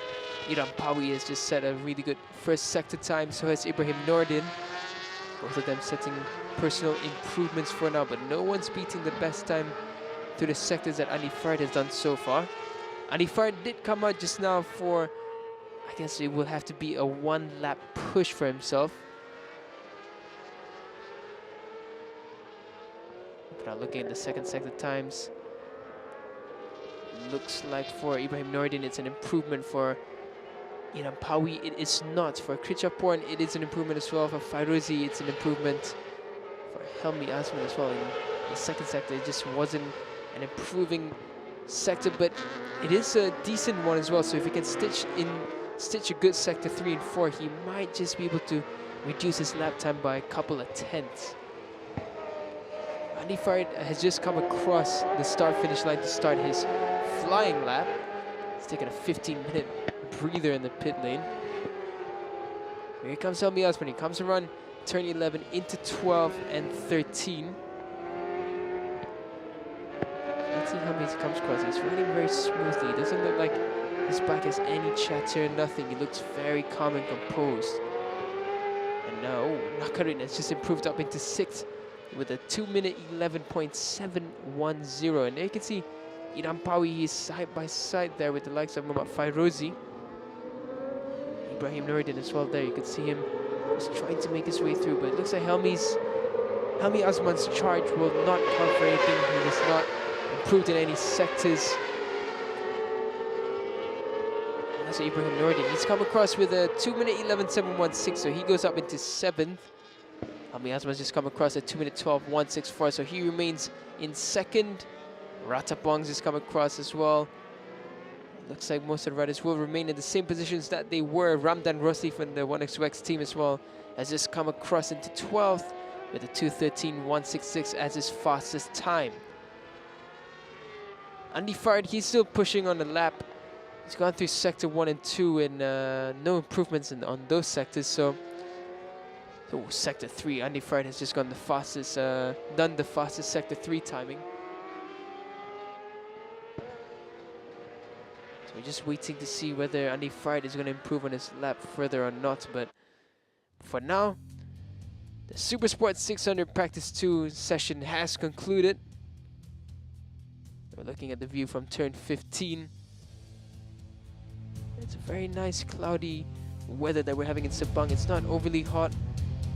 But for now, these are the results of the Practice 2 for the Super Sport 600.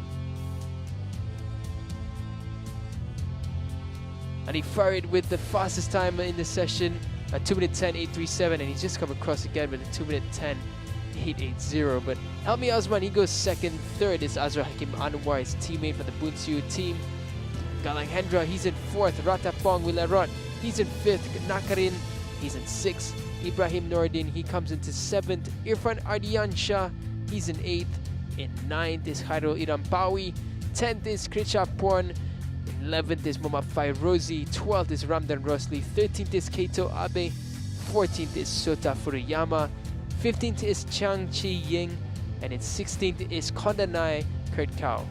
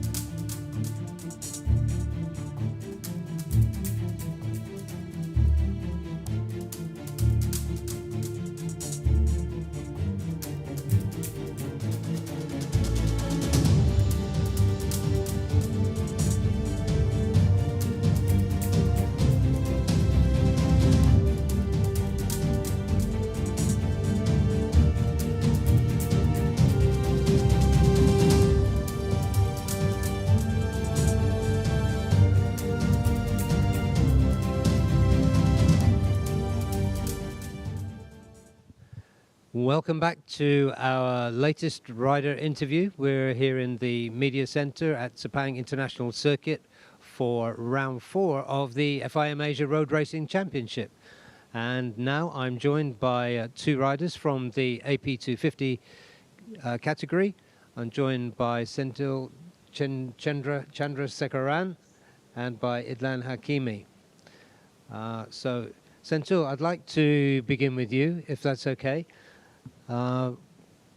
We can see some your potential in the race, but over a race distance, we see you struggling a little bit. Could you talk a little bit about that? So, yeah, for me, it's been really hard to ride here because the competition level is completely different. And actually, from the Thailand round to here, in the beginning I had struggled, but round by round I'm improving myself, and the bike's also getting improved. So hopefully this round will have a good result.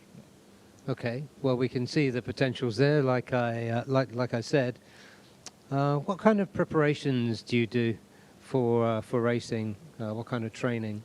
So I used to do more physical activities and some go-kart training and motocross training. So it is really helpful.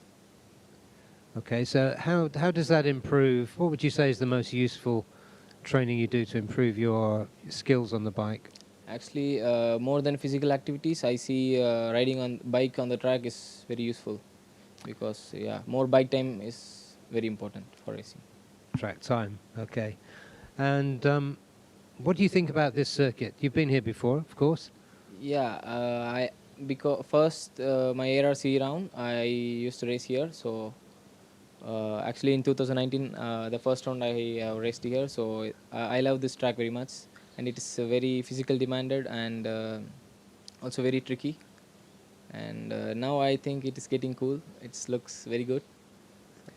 Yeah, it does indeed. Yeah. Now we know that there is a huge following for motorcycle racing in India. Yes. And because you're one of a handful of riders who are competing outside of India, a lot of people are watching you. Could you tell us just something about how you came into the sport? So when I was 15 years old, I start watching racing because my brother is also a motorcycle racer. So I got inspired on him, and by watching him, I started my racing career. So from there, I got selected by Honda, and um, after I rode some national championship, and now here. And of course, the big race is coming to India Yes. soon as well. Yes. We know about that. Senthil, good luck for this round. Thank you. We're looking forward to seeing you. And could you pass the microphone to Idlan? So, Idlan, Yes. of course, you're riding for one of the famous teams in this paddock for Bunsu Honda.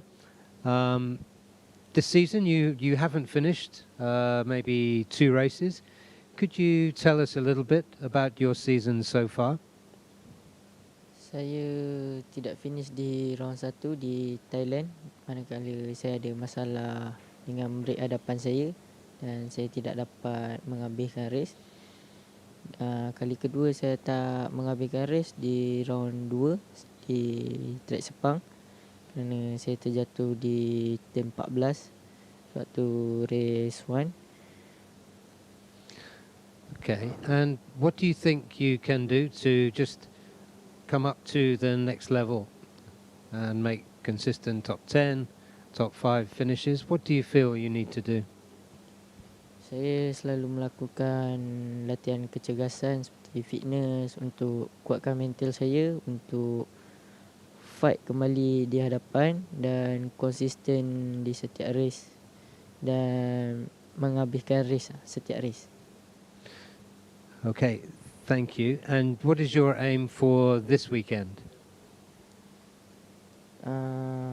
Pada race minggu ni semestinya saya nak menang di tempat sendiri kerana ini adalah salah satu track favourite saya.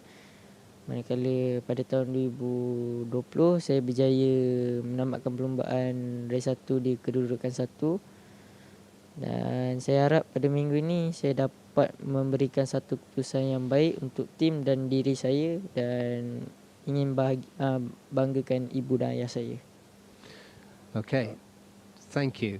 And finally, what would you like to say to your friends and family who are watching and your fans?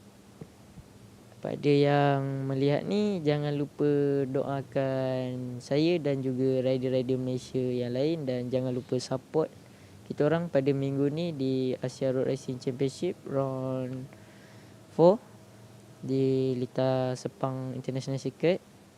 Jangan lupa datang ramai-ramai pada hujung minggu pada hari Sabtu dan Ahad ini.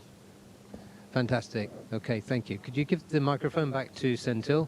I'd like to ask you the same question. We were talking about how popular motorcycle racing is in India. What would you like to say to your army of fans and followers and your family back home? So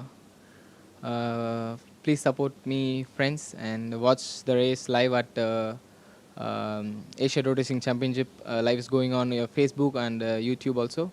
So watch me and support me. That sounds good. And a possible future career as a race commentator. Senthil, thank you. Thank you, and good luck to Honda Racing India. And Idlan, have a good race too. thanks to all of you. We'll be back with some more riders to talk to just a little later. We'll go back to the racing action now. We'll see you soon.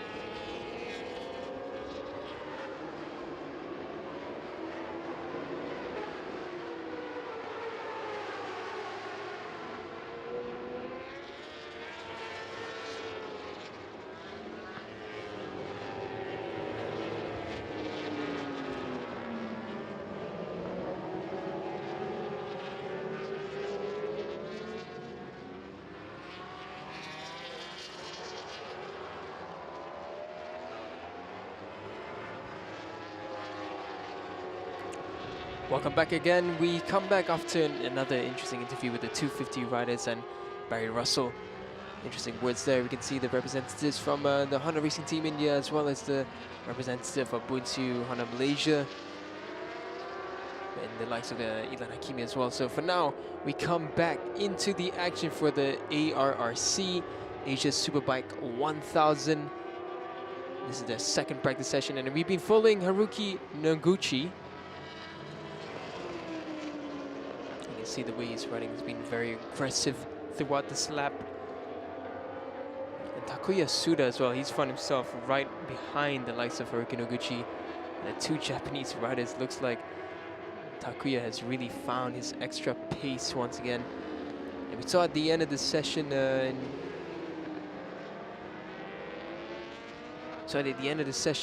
practice one, he was really strong. He found himself into the 209s. We're gonna get the first flying lap coming from the two Japanese riders. They come across, and it's a really good time from Takuya as well.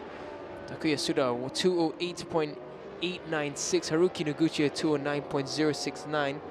So it's already an improvement from Haruki over free practice one. But Takuya Suda 208.869, a really good lap from him. Anubhav Sarmun just comes across with a 208.412. So he bumps Takuya Suda down into second.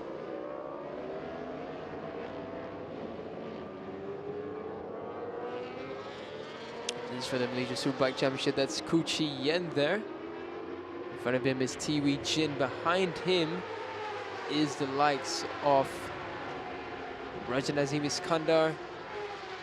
Toyu Joe as well, he's in front of Tiwi Jin there. Rajini Krishnan is back into the track. He missed out on free practice one, so it's good to see him back out. Yuki Ito, he's just come across with a 2-minute 9.994, so a lot of in the top 9, everyone's done a 209 or below. They're 209, a 209 or 208. For now, Kasma Daniel, he's just coming across for his first flying lap.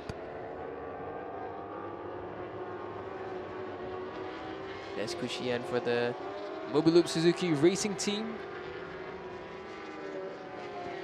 So this time round for the Suzuki team, the Mobile Loop Suzuki Racing team, we have Tiwi Jin as well as Kuchi Yan and the likes of Takuya Suda, who's really on the pace right now. He's gone fastest through second and third sector.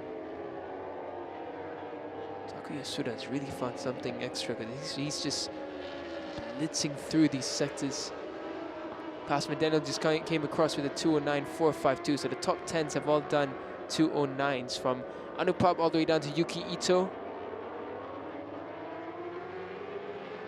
Now looking at Tioyu Jo, Rajanazim Iskander, Kochi Yan, Tiwi Jin. These are all riders in the Malaysia Superbike Championship.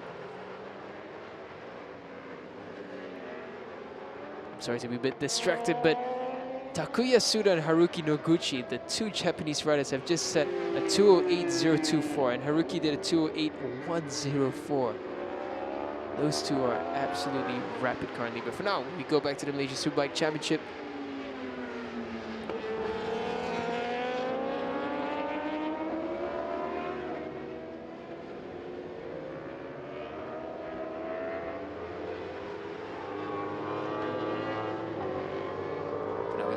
Malaysian Superbike Championship riders, all four of them there, going into turn 15.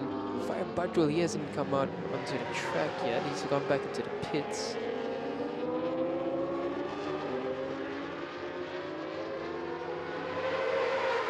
Now, focusing on these four riders. Kuchiani's gone with a 218.132. Tioyu Jo 219.1. Rajanazim Iskander 219.1.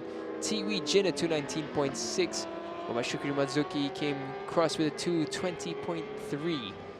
Now looking back at the Asia Road Racing ASB 1000 Championship. Looking at Api Wat Wang Tananon there. Basawit, he just came across the Sector 1 earlier with the fastest Sector 1 timing so far. Good through Sector 2 as well. Haruki Noguchi and Takuya Suda, the two Japanese riders who were riding in tandem, with a were fast through Sector 1, but Sector 2 looks like they went for a slowdown. Haruki Noguchi getting the fastest top speed so far as well there at 297.5. Cosmo Daniel came across with a 208.789. He goes up into 4th position. And we're looking back at turn 12 and 13. These are the likes of Apiwa Wangtananon and Gary Salim. Gary Salim's time is at the back there. That's Gary Salim. Next to the likes of Apiwa just now was Pasawit.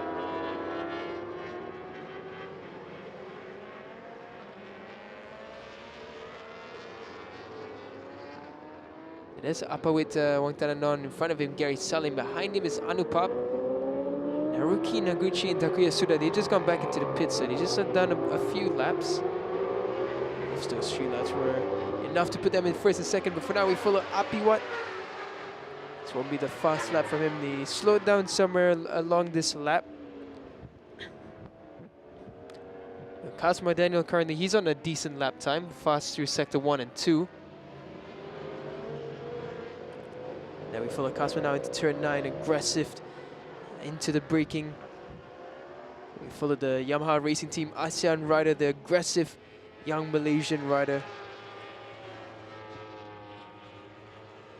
We follow there, Cosmo Daniel through 11 into turn 12 and 13. This is interesting. A lot of riders have gone back into the pits already. Takuya Suda, Haruki Noguchi, Zakwan Zaidi, Azlan Shah Kamaruzaman have all gone back into the pit lane.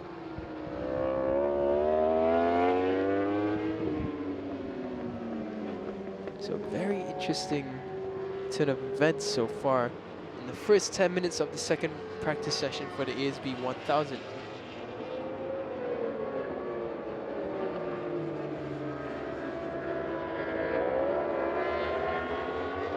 And here's Cosmo Daniel, aggressive on the exit of turn 15. It will be an improving lap for Cosmo as he comes across a 208.577. So he improves, but he maintains in 4th position.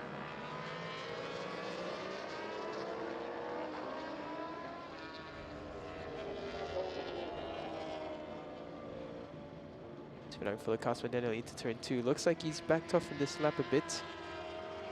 For now, there's Haruki Noguchi's bike and his team working on it. Looks like they're doing some quick adjustments.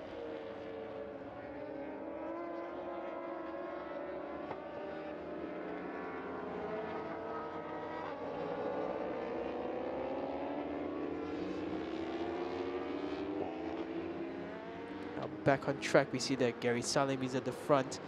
Behind there is Anupap Sarmun, Apiwat, Adam Nordin as well in this mix. Adam Nordin, as of right now, has only done a 209.587. So Anupap's gone in. Anupap, Gary Salim, and Adam Nordin, as well as Apiwat, they've all gone back into pit lane. It's an interesting thing. Like, they've only done more or less about 3 or 4 laps in this session, and they've all decided to head back to the pit lane. It's a very short first stint for most of these riders and teams. Currently out on track still is just Kasma Daniel, Yuki Ito, Kuchiyan Tyoyujo, Rajanazim Iskandar, Tiwi Jin, and Farid Badrul, who's just come out. And it looks like Haruki Noguchi has just come out out of pit lane already. So just a short break for Haruki Noguchi.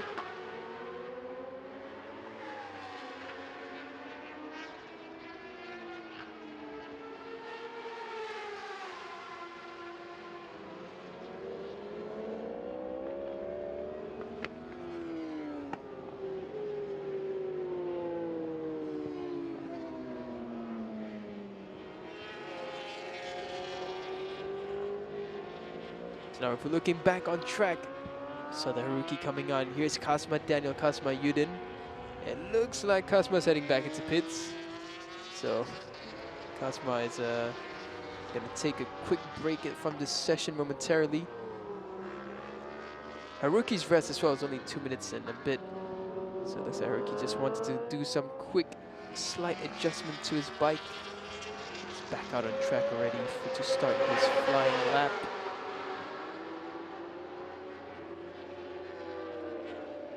Now there's Kasma heading back to the Yamaha Racing Team ASEAN pit box. His teammate Yuki Ito is all the way down in 10th, but not too far off at all from the top spot, only a second and a half, so plenty can still be found.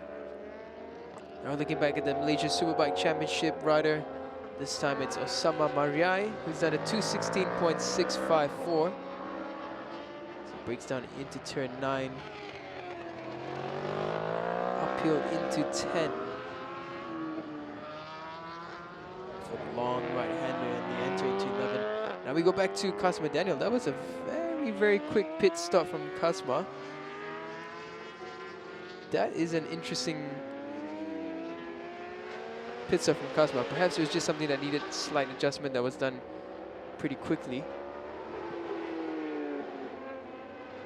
So there's Kasma now coming out of pit lane. Next to him is Mama Shukri Manzuki, and here's Haruki Noguchi. So he will start his flying lap now as he comes across the line. Now let's see whatever Haruki has done and whatever the team done to the bike in that short span of 2 minutes. Has it affected enough to try and improve him further down into the 207s? Because for now, he's done a 208.1. Takuya Suda's done a 2 minute 8.024. Currently, it's the two Japanese riders, first and second for now. Let's follow Haruki Noguchi. Through the first sector, he's done a decent one. It's not the best, not the faster. That's not faster than what he's done previously, but it's a decent first sector.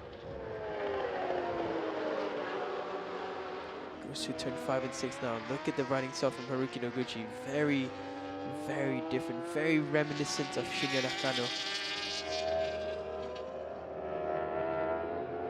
Haruki is one of these young riders who you just see he's just so hungry to fight for the win. He's so hungry to fight for more, to be better than he was in the previous lap. I do believe he's well on his way to becoming something really special. He goes up to turn 10 now, through turn 9, uphill to the right. See the way he's leaning out with his shoulder. Through sector 2, he wasn't that much faster. It's a decent sector 2, but it's not really an improvement or faster than Takuya's fastest sector 2 so far. He goes into turn 14 now, the long right-hander before the run down into the back straight for Haruki Noguchi. Comes down now, opening the taps on the CBR 1000 Triple R. into turn 15 is Haruki Noguchi. Rider number 73 from Japan, from the SDG Motorsports HARC Pro Racing Team. And he comes now down to the line. Let's see whether he improves by any tenths. He does not. 208.379 for Haruki Noguchi, so it's a very decent time, but just unable to improve on his previous time. But that was his first flying lap, so let's see what he can do in the second one.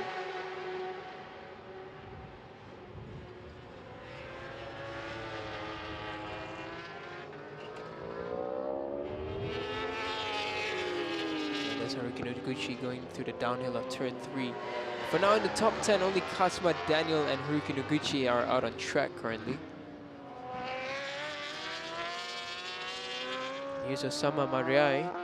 He's just been dropped down a position in the MSBK, in the Malaysia Superbike Championship, due to Kuchi Yen doing a 2:15.978.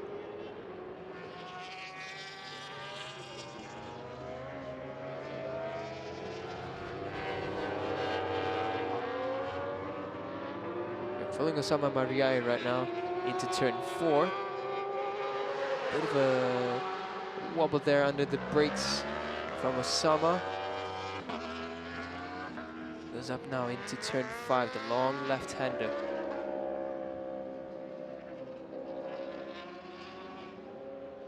Into turn 6, the flip to the right. See, that's what the photographer probably having a better day than usual at Sepang with the weather not being too scorching hot. Track temperature is only 42.8 degrees Celsius, which is quite a lot cooler than the usual sunny days that we see in Sepang International Circuit. Kazuma Daniel's on a really rapid lap time. He's gone faster through sector 1 and 2, and he's done the fastest sector 3 timing so far. So Kazuma Daniel definitely is looking at a 2:07 timing.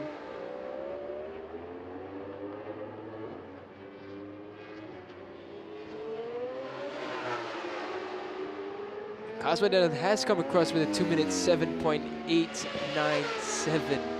So Kazuma once again the only rider in the 2:07s, but for now we go back to Osama Mariai, who's going into the penultimate turn of the Sepang International Circuit. Now to run down the back straight.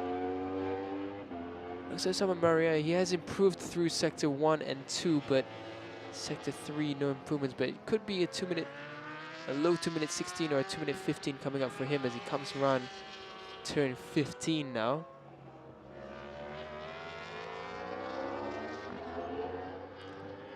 There's a run down the front straight for Osama Mariai. He comes across the line at 2:16.8. So sectors 3 and 4 have been the disappointing sectors for Osama on that lap.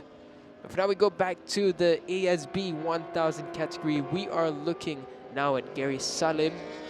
He sits in 11th with a 2:09.711. Haruki Noguchi, he's been lapping in the lower 2:08. So I think what Haruki is doing is mostly just trying to find race pace currently, hence the very fast pit stop. Done the fastest top speed as well, 298.3 kilometers per hour at the speed traps. Yeah, Haruki has just been very, very consistent in the 208s. But for now, we go back to Gary Salim, the Honda Asia Dream Racing Team bike.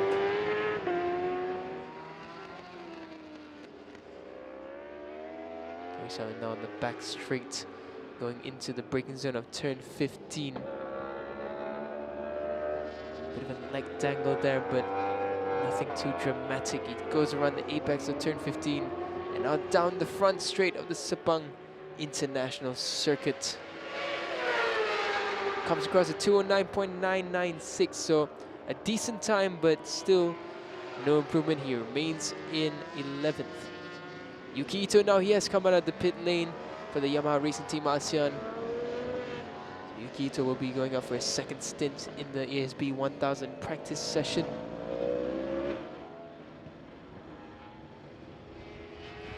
Norden as well, he's coming out of the pit lane. So some of the riders in the top 10 now making their ways out. Aslan Shah Kamar Zaman as well has come out.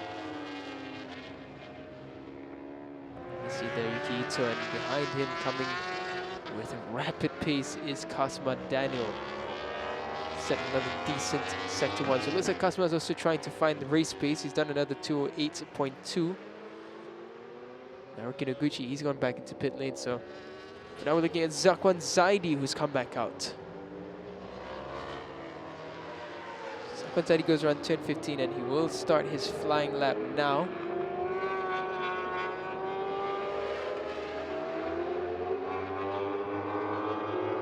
Comes Zakwan Zaidi down the front straight at the Sepang International Circuit. 290 kilometers per hour almost down the front straight. He has done, if I remember correctly, 300 kilometers per hour on this same bike back in 2021, I believe it was. So we know the CBR1000 RRR has that horsepower. Comes now into turn 4 into the braking zone. So Zakwan Zaidi already up in sector 1. A good first sector from Zakwan Zaidi. Just past one of the riders there. Into turn 5 now, Zakwan Zaidi. So it looks like Zakwan's on a really good lap. Sector 1, a really good sector for him. Comes around turn 6, looking like a very clean lap coming in. This is his first flying lap since exiting the pit lane. Through sector 2, it's another decent sector for the likes of Zakwan Zaidi. For him now into turn 9. No real drama there. Leg dangle, but the bike is behaving well under the brakes. Rear tire not really kicking out anywhere. So for now, into turn 10 in Zakwan, the long uphill right-hander, and then once again into 11.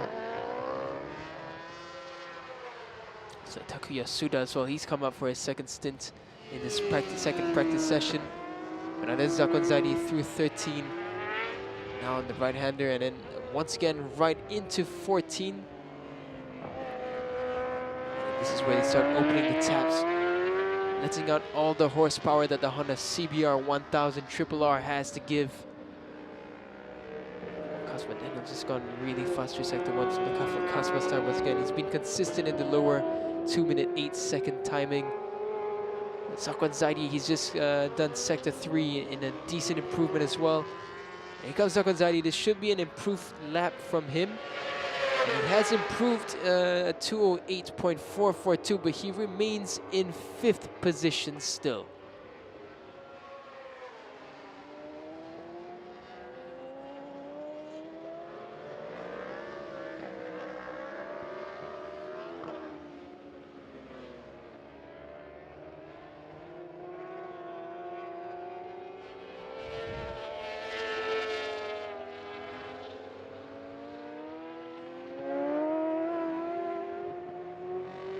Bit of a wheelie there from Takuya Suda, who's just come out of pit lane, and he'll be starting his flying lap in a bit. Michael Luke Stone there from the Malaysia Superbike Championship on the left hand of our screens. Here comes Takuya Suda around turn 15, and he begins his flying lap now as he approaches the front straight of the Sepang circuit. Comes across the line and he begins. So Takuya Suda still remained in second for this entire session since Kasma Daniel overtook him in first. But he has done a 2-minute 8.024. Yuki Ito has just come across and improved into 8th position. Pushes Azlan Shah and Adam Nordin down into 9th and 10th.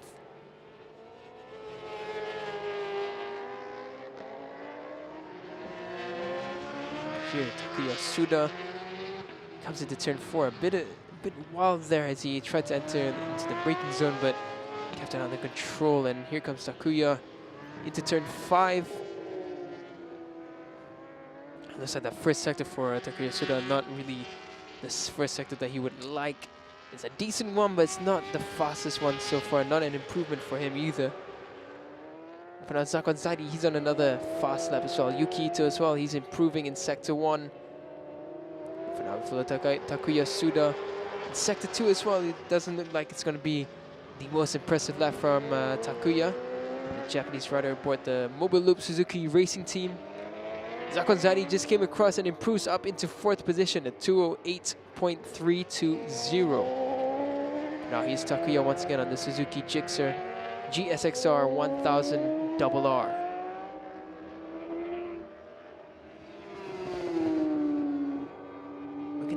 aboard as well. Looks like Adam Norden as well is starting to improve. He's done a decent first and second sector. Hey, follow Takuya through the last turn onto the back straight. Let's see what he does. The front wheel of the bike just popping up as he gets on the gas. Shows that the Suzuki GSXR 1000 does have the horsepower. Going into 15 now is Takuya Suda. So let's see what he does as he comes around to 15. Looked almost like there was a bit of smoke coming out, but again, the front wheel just popping up for the Japanese rider at 209.169 for him. So not anywhere close to his fastest lap previously when he was riding with Haruki.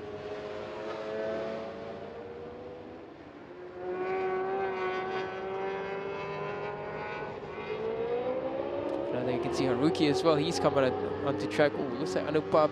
A bit of a wobble there as he went and exited turn 15. Here comes Haruki Noguchi. Back on the track after a 6-minute break for him. Bit of a slide there as Haruki enters turn 1.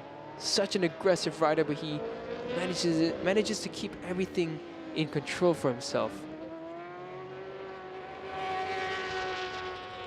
He somehow managed to ride in a manner that's put the bike looking like it's always on the limit, but he's able to master the feeling and just find his way through. And into turn 4 now, there's Haruki. He was consistent in the lower 2-minute 8-second timing on his last stint, so let's see what he can do now, whether he can improve his timing further or still just remain consistent in the lower 2:08s. There's Anupap Sarmun as well. You could see he had a bit of a moment there on the exit of turn 15, so he's just trying to claw back that little gap that Haruki's pulled. But Haruki has been fastest through sector 1, and he's also fast through sector 2 now, so this can be a very good lap coming in from Haruki Noguchi. He's looking at dropping into the 207s for now. Ooh, Anupap, huge slide into turn 9 there, and he makes it stick. What a shot that was, and what a move from Anupap. It was Haruki Noguchi going on the inside of Gary Sullen there. But that was quite the moment from Anupap Sarmun. I would love to see that again, because that was an absolute beautiful slide going in. Here comes Haruki now into turn 13 and 14. Anupap trying to go on the inside line, a bit of a tighter line than Haruki. One thing I've noticed is that Haruki, he's been preferring these wider swinging lines where he cuts back into the turn rather than staying wide all the way through. Haruki needing to adjust a bit there. That could have ruined his lap time a little bit, because the third sector was a bit of slow from Haruki Noguchi. But he comes now down the line, comes across a 207.753 from Haruki Noguchi, and Anupap Sarmun behind Haruki at 207.870. So good improvements from both of the riders, and Haruki now is the fastest rider in this session, and Anupap close behind him. Anupap has actually found the perfect position to be. Just stick behind Haruki. He's going to go fast. So stick behind him and try and claw that gap. And Haruki Noguchi on that lap as well has clocked 300 kilometers per hour. I do believe that is the fastest top speed that we've had in the ASB1000 category in Sepang International Circuit.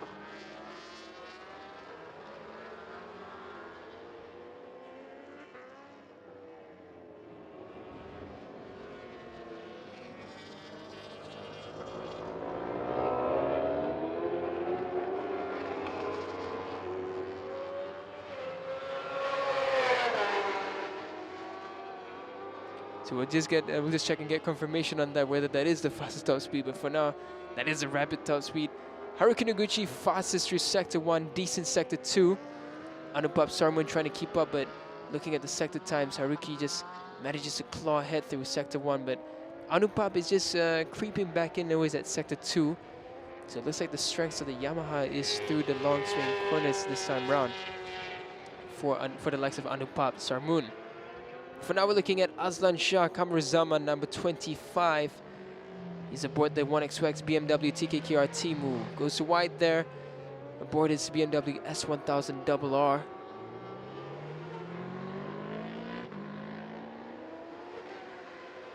Haruki Noguchi, once again, is fast through Sector 3. So look out for Haruki Noguchi. Looks like he's going to set another fast lap time. But for now, we look at Pasawit. He's down in 6th place for the Estremo SI Racing with Thai Honda. And Haruki Noguchi goes faster again, a 2:07.601. Anupam Sarmun did a 2:08.162, but another improvement from Haruki Noguchi. And as of right now, that is the fastest lap time of this weekend, and it is set by the championship leader, Haruki Noguchi. But for now, we go back to Pasawit, who's currently running 6th with a 2:08.896. Done decently through Sector 1 and Sector 2, but he's going to have a really strong Sector 3 and 4 to try and claw back up into the higher positions. Bit of a bounce there as he gets on the gas up on turn 9 and into turn 10, the long right-hander. Then 11. He's leaning through is Pasawit. He's of course also aboard the CBR 1000 RRR.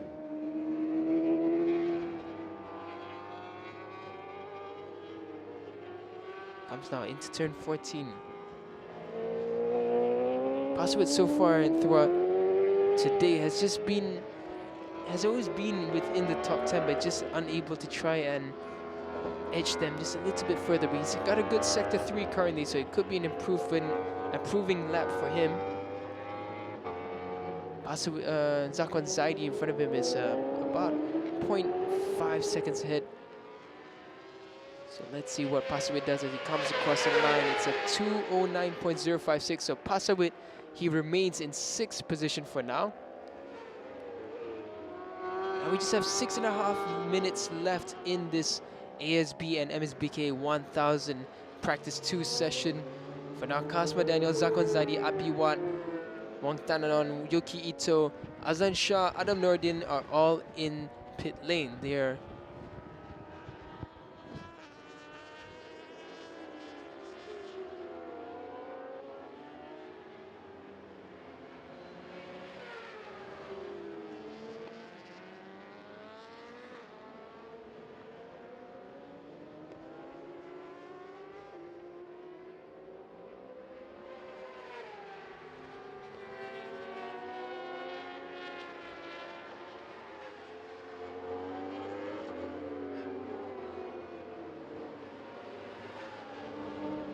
So for now, we're looking at the Malaysia Superbike Championship riders. This is Muhammad Shukri.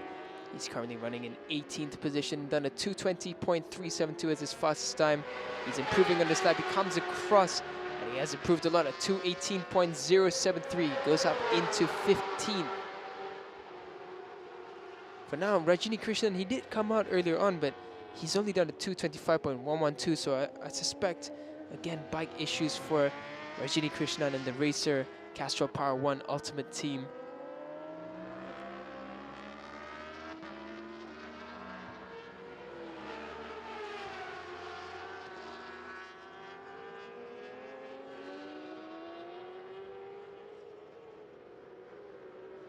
Now we're looking at another Malaysia Superbike Championship rider. This is the likes of Tiwi Jin. He's running in 18th with a 2:19.474.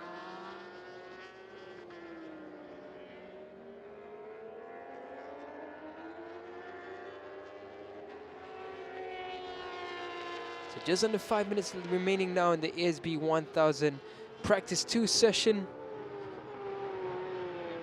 Track temperatures have reduced further. 41 degrees Celsius currently is the reading.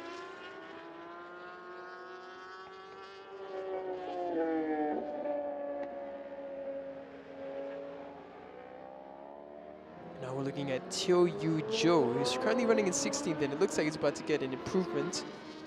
He's improved throughout all the 3 sectors so far, and now it's just the last sector, and across the line he goes, and he improves up into 15th for Teo Yu Jo with a 2:17.711. And Haruki Noguchi, his pit stop tactics are very interesting. He's gone into pit lane just for a very short couple of minutes, and he's come out once again. So now I wonder whether he can improve his time even further.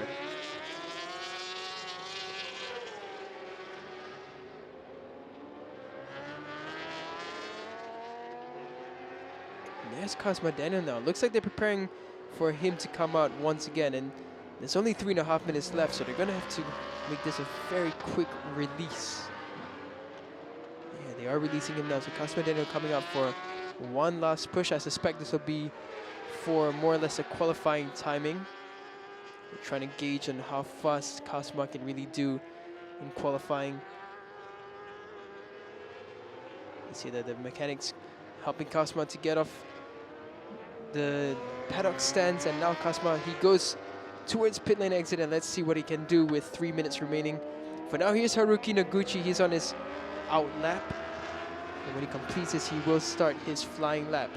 One rider which we haven't mentioned enough is Takuya Suda, who's been out this whole time, but he hasn't improved further. He was only doing the low 2-minute 8s when he was riding in tandem with Haruki Noguchi. So perhaps he needs to find Haruki once again to latch behind. And speaking of Takuya, there he goes.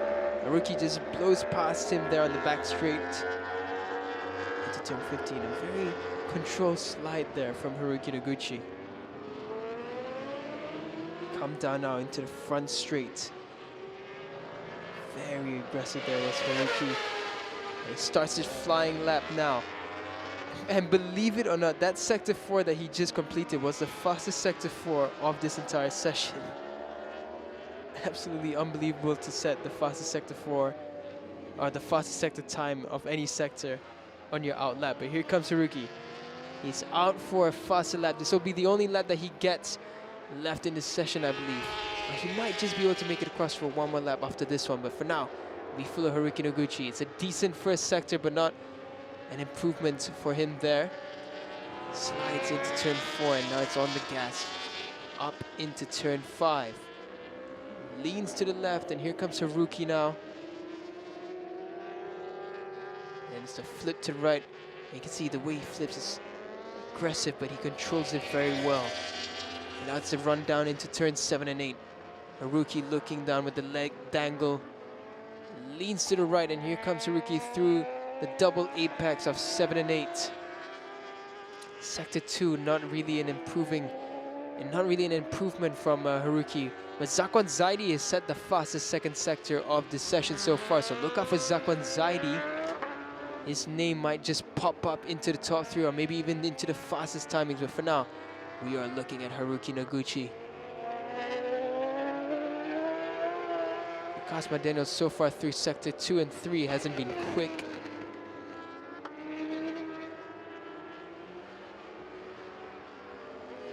And Cosmo has just started his flying lap. It was a fast sector 4 as well for Cosmo. We're just waiting for Zakwan Zaidi. Zakwan Zaidi comes across sector 3. It's an okay third sector time, but it's not really the fast. It's not really a fastest third sector for Zakwan. Zakwan should be coming across the line any time now, but Haruki Noguchi as well. Nothing impressive from his third sector, but Haruki will get one more lap in it. A 2:08.5 for Haruki. Zakwan Zaidi comes across there, but yeah, as I mentioned, this third and fourth sector, less than impressive and not really what he wanted, but Zakwan did take the checker flag as he came across, but Haruki will have one more lap. Well, Cosmo Daniel fast through sector 1 and the fastest through sector 2. Haruki Noguchi as well, he's done a decent sector 1, but Cosmo is really on pace. This is the fastest sector 2 he's done.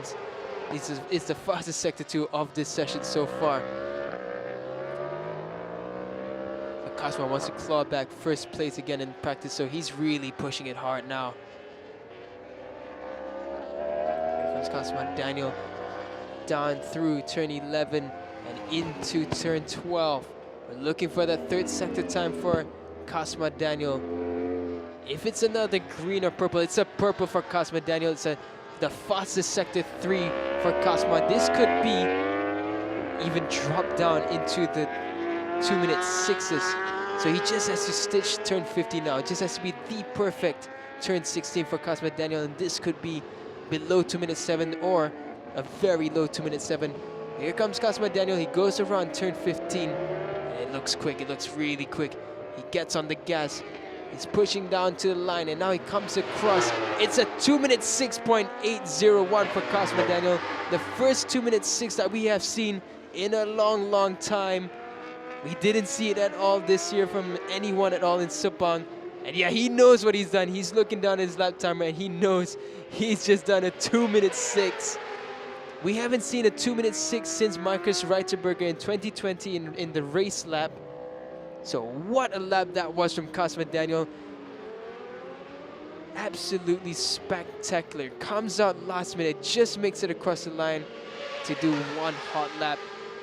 He does a 2 minutes 6.801. Cosmo has done a 2 minutes 6 before, back in 2020 I believe it was.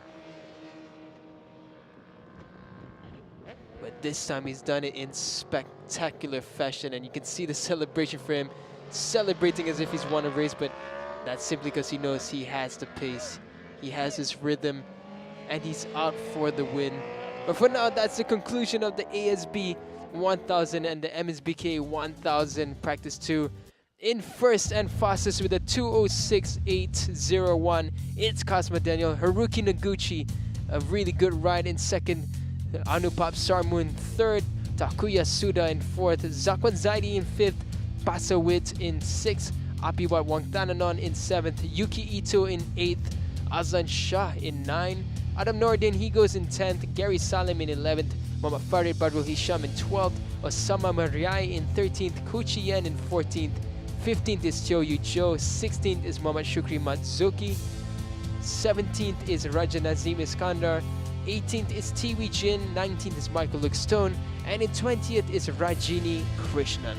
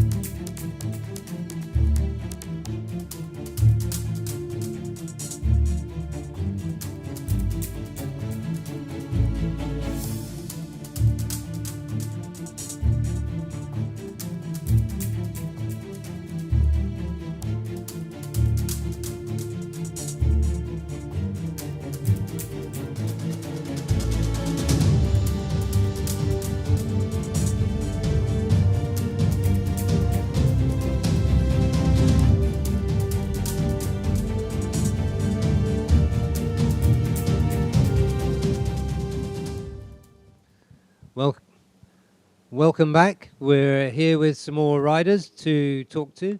This, of course, is day one of round 4 of the FIM Asia Road Racing Championship. And throughout the day, we've been talking to riders from the various categories that make up the Asia Road Racing Championship. We're here at Sepang in Malaysia, and I'm joined this time by 3 riders from the TVS One Make Championship. And they are Varis Felix Fleming from Australia, Agung Septian from Indonesia, and Natapon Kalmun from Thailand. And I'd like to start with you, Varis. First of all, how's the injury? You made our eyes water a bit in the first time out here. How's the injury now? The injury is getting better than 3 months ago when it first happened. Now I can walk perfectly. So I've been training the last 1 month, training intensely in the gym and trying to get as fit as possible. Okay, well that's good to hear. So could you just talk about what you think about this One Make category? I think this category is perfect for showcasing talent in Asia. With my experiences, even though unfortunately I only completed 1 race with a racing incident in the first round, but this perfect category. Well, I totally agree. It's a really good way of feeding talent into the other classes. And what do you see as your main challenge in this category? How do you stand out? In this category, my main challenge is trying to learn new tracks I've never been to on a bike, which I have minimal training time ahead, and competing against other riders across the world. Okay, and what do you like about Sepang circuit? What do you think of Sepang circuit? I really enjoy the long flowing corners of this circuit. It also reminds me about Phillip Island with the fast flowing corners, and I really use it for my advantage. Okay, so could you tell us a little bit about your racing background? So I started when I was 5 with a flat track in Australia, and from there I've went up classes from 50cc to 65cc, 150, and since this year I've decided to move to Spain, start racing in Spain in the Spanish Championship, and since then my experience and my ability to ride the bike has improved greatly. Sounds good. And last question. You have a lot of fans, I'm sure, back in Australia and family and so on. What would you like to say to your supporters? I like to say for my family, I love them, and to my fans, I'm not really sure what to say, but yeah, good luck for me for this weekend. Okay, I'm sure there'll be plenty of support for you back home. So could you pass the microphone to Natapon? Natapon, let's talk about the TVS Apache that you are riding. Answer in Thai, but could you describe some interesting points about the TVS machine? Yeah. ก็รู้สึกตื่นเต้นครับที่ได้มาขี่ในรายการ SS600 Racing ของ TVS ก็เป็นประสบการณ์ใหม่ๆครับ And what do you think of this race category, racing in this One Make Championship? How do you feel about racing in this One Make Championship? ก็เป็นครั้งแรกของผมด้วยครับที่ได้มาขี่รายการ SS600 Racing. Okay, and for this round, you have 2 races. What are your objectives? What's your aim for this round? ก็การมาแข่งขันในรอบนี้ก็เลสแรกก็จะทำให้ดีที่สุดครับ แล้วก็เลส2หวังว่าจะคว้าโพเดียมครับ Okay, and last question for you. What would you like to say to your friends and family back in Thailand? What would you like to say to your family and friends? พูดเลยครอบครัว ก็ขอบคุณพ่อแม่ครับที่ส่งเสริมแล้วก็ขอบคุณผู้ติดตามทางบ้านด้วยครับ Okay, thank you so much. Could you pass the microphone back? And Agung Septian, it's good to see you here. Another man with a lot of supporters in another country. Let's talk first about the Sepang circuit. Could you give us your view, your opinion about Sepang circuit? Yes, I like circuit Sepang because this track has a long strike track to compete with my bike and good has been. And so you've completed 2 rounds in ARRC. What do you think about this category, the TVS one mate? I think TVS Racing next year motorcycle compete with Yamaha, Honda, and Kawasaki, and I'm this next year I'm race with TPS again because with TPS there are the money, the rusher like me. Okay, that sounds good. And could you tell us how you got into racing? How did you start racing? I know how popular motorsport is or motorcycle racing is in Indonesia. How did you start?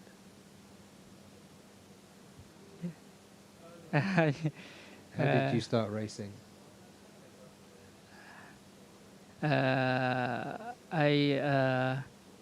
My goal only the top podium because in the next series I'm participation in top 5. Okay. Yeah, I think you're good for top 5. That's fair, Yes. fair to say, Agung. So you go for it. And what would you like to say to your friends and family and fans back in Indonesia? Saya mohon dukungannya untuk masyarakat Indonesia, khususnya Pak Bupati Sabak, Mohon Ragon, Imbi Jambi, dan Kopi Paman. Semoga saya bisa menjadi yang terbaik and top podium. Thank you. Okay, thank you very much. Thank you, Natapon. Thank you, Varis, and thank you, Agung. That was really cool. Appreciate it. Good luck to all of you guys this weekend, and we're going to be watching. Thank you. Thank you. And thanks for watching. We're going to go back to some on-track action now, and we'll see you a little bit later.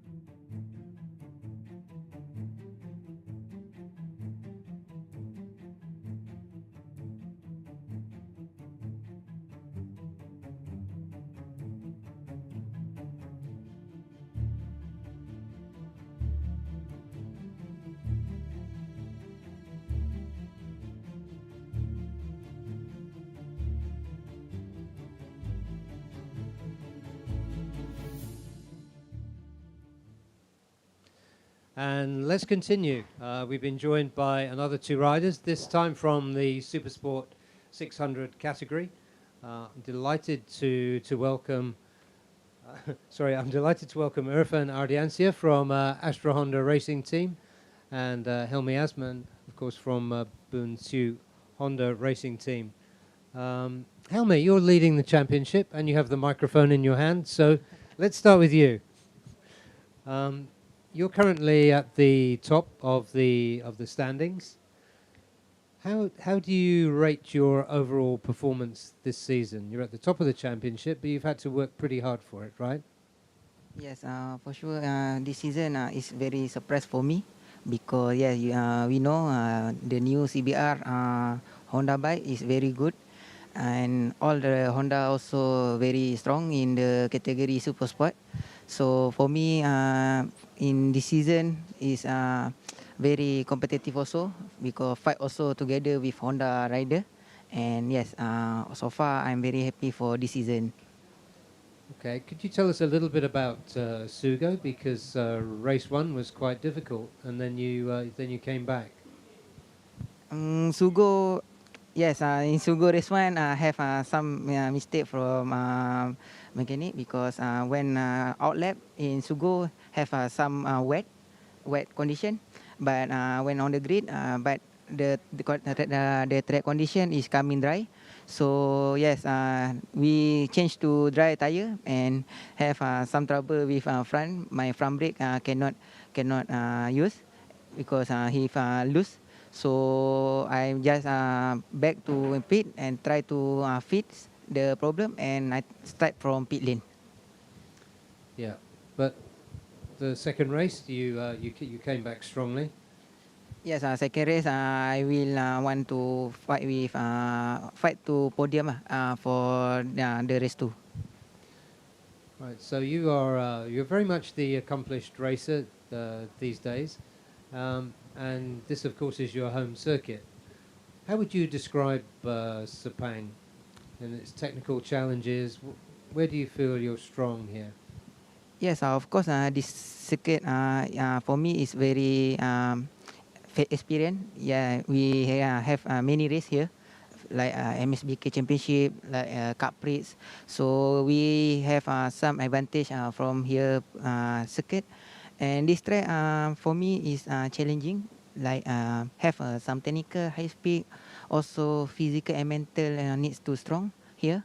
And yes, I believe myself for this round I can do my best. And of course, you've been out twice today already. What is the track condition like? Track condition I think is good because last time I raced in MSBK Championship, I have some big crash. So for this round, I feel in practice 1, practice 2, the condition track is very good. So yes, I will try for tomorrow to more improve this the time. Okay, Helmi, good luck. Thank you. All right, would you like to pass the mic there to Irfan? Irfan, so you are now this season in the 600 class. Yes. What would you say are the big challenges coming into 600s? About this season, the biggest challenge is I always try to catch some gap with top group because I always struggle, maybe like in the top 6, top 8. But yes, with already 3 rounds, and I feel like we are getting close with the top group. Okay, so how are you making those improvements? Yes, the team support me, like we have like a good mechanic, good data also. So yes, I'm confident that we can improve. Okay, and what do you expect to do at this round at Sepang? I expected to be close with the top 5, even on the closer to the podium, but we need some improvement, and I think I also already did a practice today, and I hope tomorrow I can improve more. Okay, that sounds good.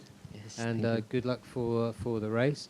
And while you were Thank you. speaking, we were joined by none other than 2018 champion Ratapong Wilrot. Ratapong, welcome. It's always good to see you. Thank you. And of course, you've been out practicing 2 practice sessions so far today. But what would you say after 3 rounds? It hasn't been such an easy ride for you yet this season. How would you rate your overall performance for the first 3 rounds? In my opinion, I will rate my score around 5 out of 10 is a half, because I think my result since the beginning of the year still not on my target. But anyway, during the middle of the year, we have some obstacle or we adjust anything with our bike and also my style. So but now this round is getting more better. So I think we will see. Yeah, and the practice sessions so far, how did you find it? Yeah, for me it's like this round we adjust something about our bike and my riding style also. So we can find like the matching of the bike with my riding style, so it's more easy to make a lap time or easy to riding in the circuit. So I think this round will be more stronger than before. Yeah, and for you and the Yamaha, 3 different circuits in this series so far this year. Which do you think is the Yamaha is most suited to? For me it's like a different circuit, also different setting. So I cannot confirm like more suitable for our bike, but we try to adjust with the characteristic of the circuit, so Yeah. it's more easy for us to riding. Sure. Okay. And so, what's your target for this weekend? For me, it's like after we found some match of the bike with my riding style, so I think we can fight with the top group. I will try my best to adapt myself and improve something that my weak point. So I think we can fight. Yeah, that sounds good. Well, it's good to see you here. Good to see you going well so far, all 3 of you. Yeah. So Ratapong Wilrot for Yamaha Thailand Racing Team, Irfan Ardiancia for Astra Honda, and Helmi Asman from Bunsiu Honda. Good luck to all of you this weekend. We're looking forward to some great racing. Thank you. And thank you. We will be back with still more rider interviews just a little later on. So now back to the on-track action. We'll see you soon.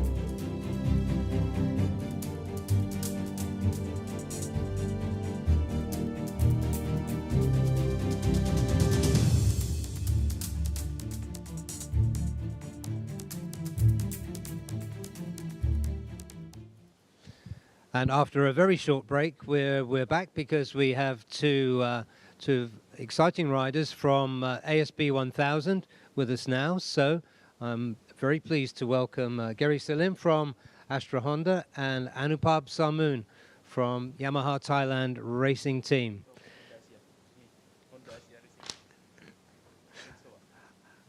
It's been going so well on Honda Asia Dream Racing by Showa. Gary, I'm sorry. Thank you. Sorry, folks. Gary, I'd like to begin with you. So you've had 3 rounds now in the Superbike class. How would you rate your performance over the season so far? Yes, after 3 rounds and then last in the Sugo race, I was still cannot fighting with the top group, but the gap is coming close. So I hope in this race, Sepang round 4, I can fighting in the top group.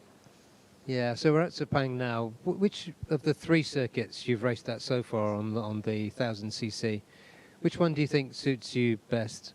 I think the best in Buriram, because first for me in Buriram, and also I get a good qualifying in Buriram, but the pace not so good, but I can go fast in Buriram. Okay, so here we are now at Sepang for round 4. What is your goal and what are you going to do to achieve it?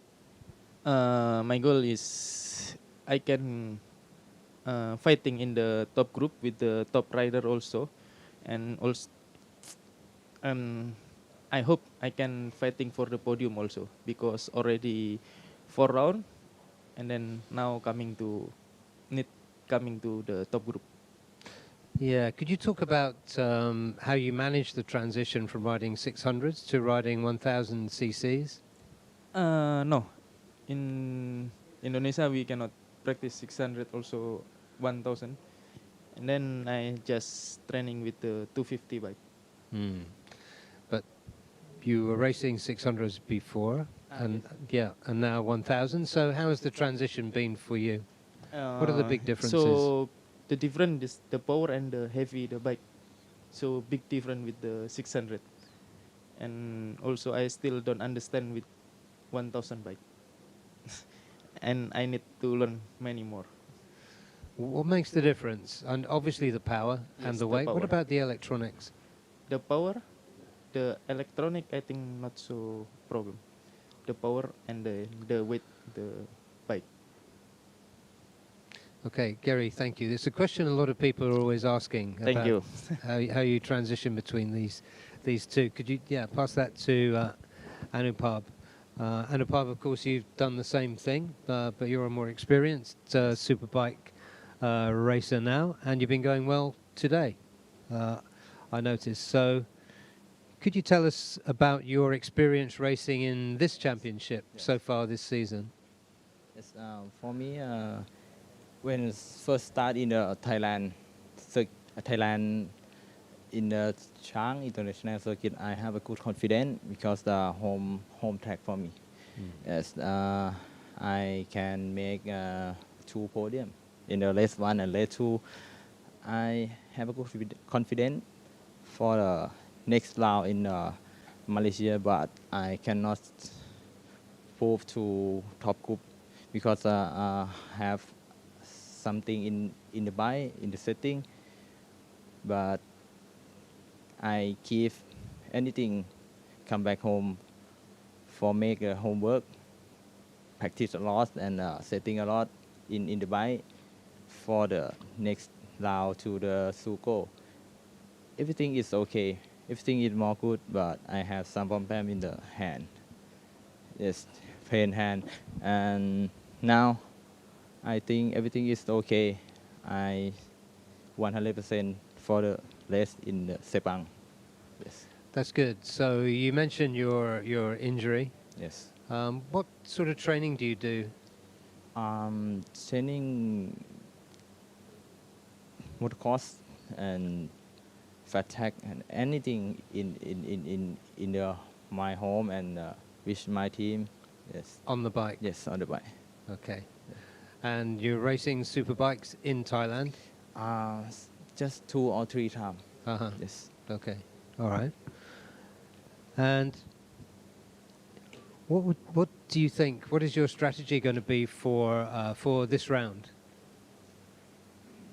For this round. For this round, yeah. What is your expectation? For this round, I know any something in the Sepang and track and the condition is the change every time. Sometimes rain and sometimes hot. I know rider in Malaysia very fast, but I will do my best. Yes. Okay, thank you, and good luck for the race. And while you were talking, you were joined by one of your fellow Thai superstars, Pasawit Titiwararak. Pasawit, of course, from Astimo S1 Racing with Thai Honda. Thank you for coming. Yes, sorry. Tell us about how you've been preparing for this round, Pasawit. Yes, before I have some practice with 1000 before come here. Yes, that made me confident. Yes, and I want to thank Thai Honda. Yes. Yeah, and what would you say has been your biggest challenge moving into 1000s this season? Yes.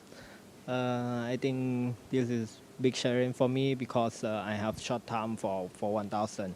Yes, I want to learn more about this machine. Yes. Yeah, and you've done 2 sessions today. Yes. And it was notable that your time in race 2, in round 2, last time we were at Sepang, was much better than race 1. Yes. So how do you think you're going this time? Yes.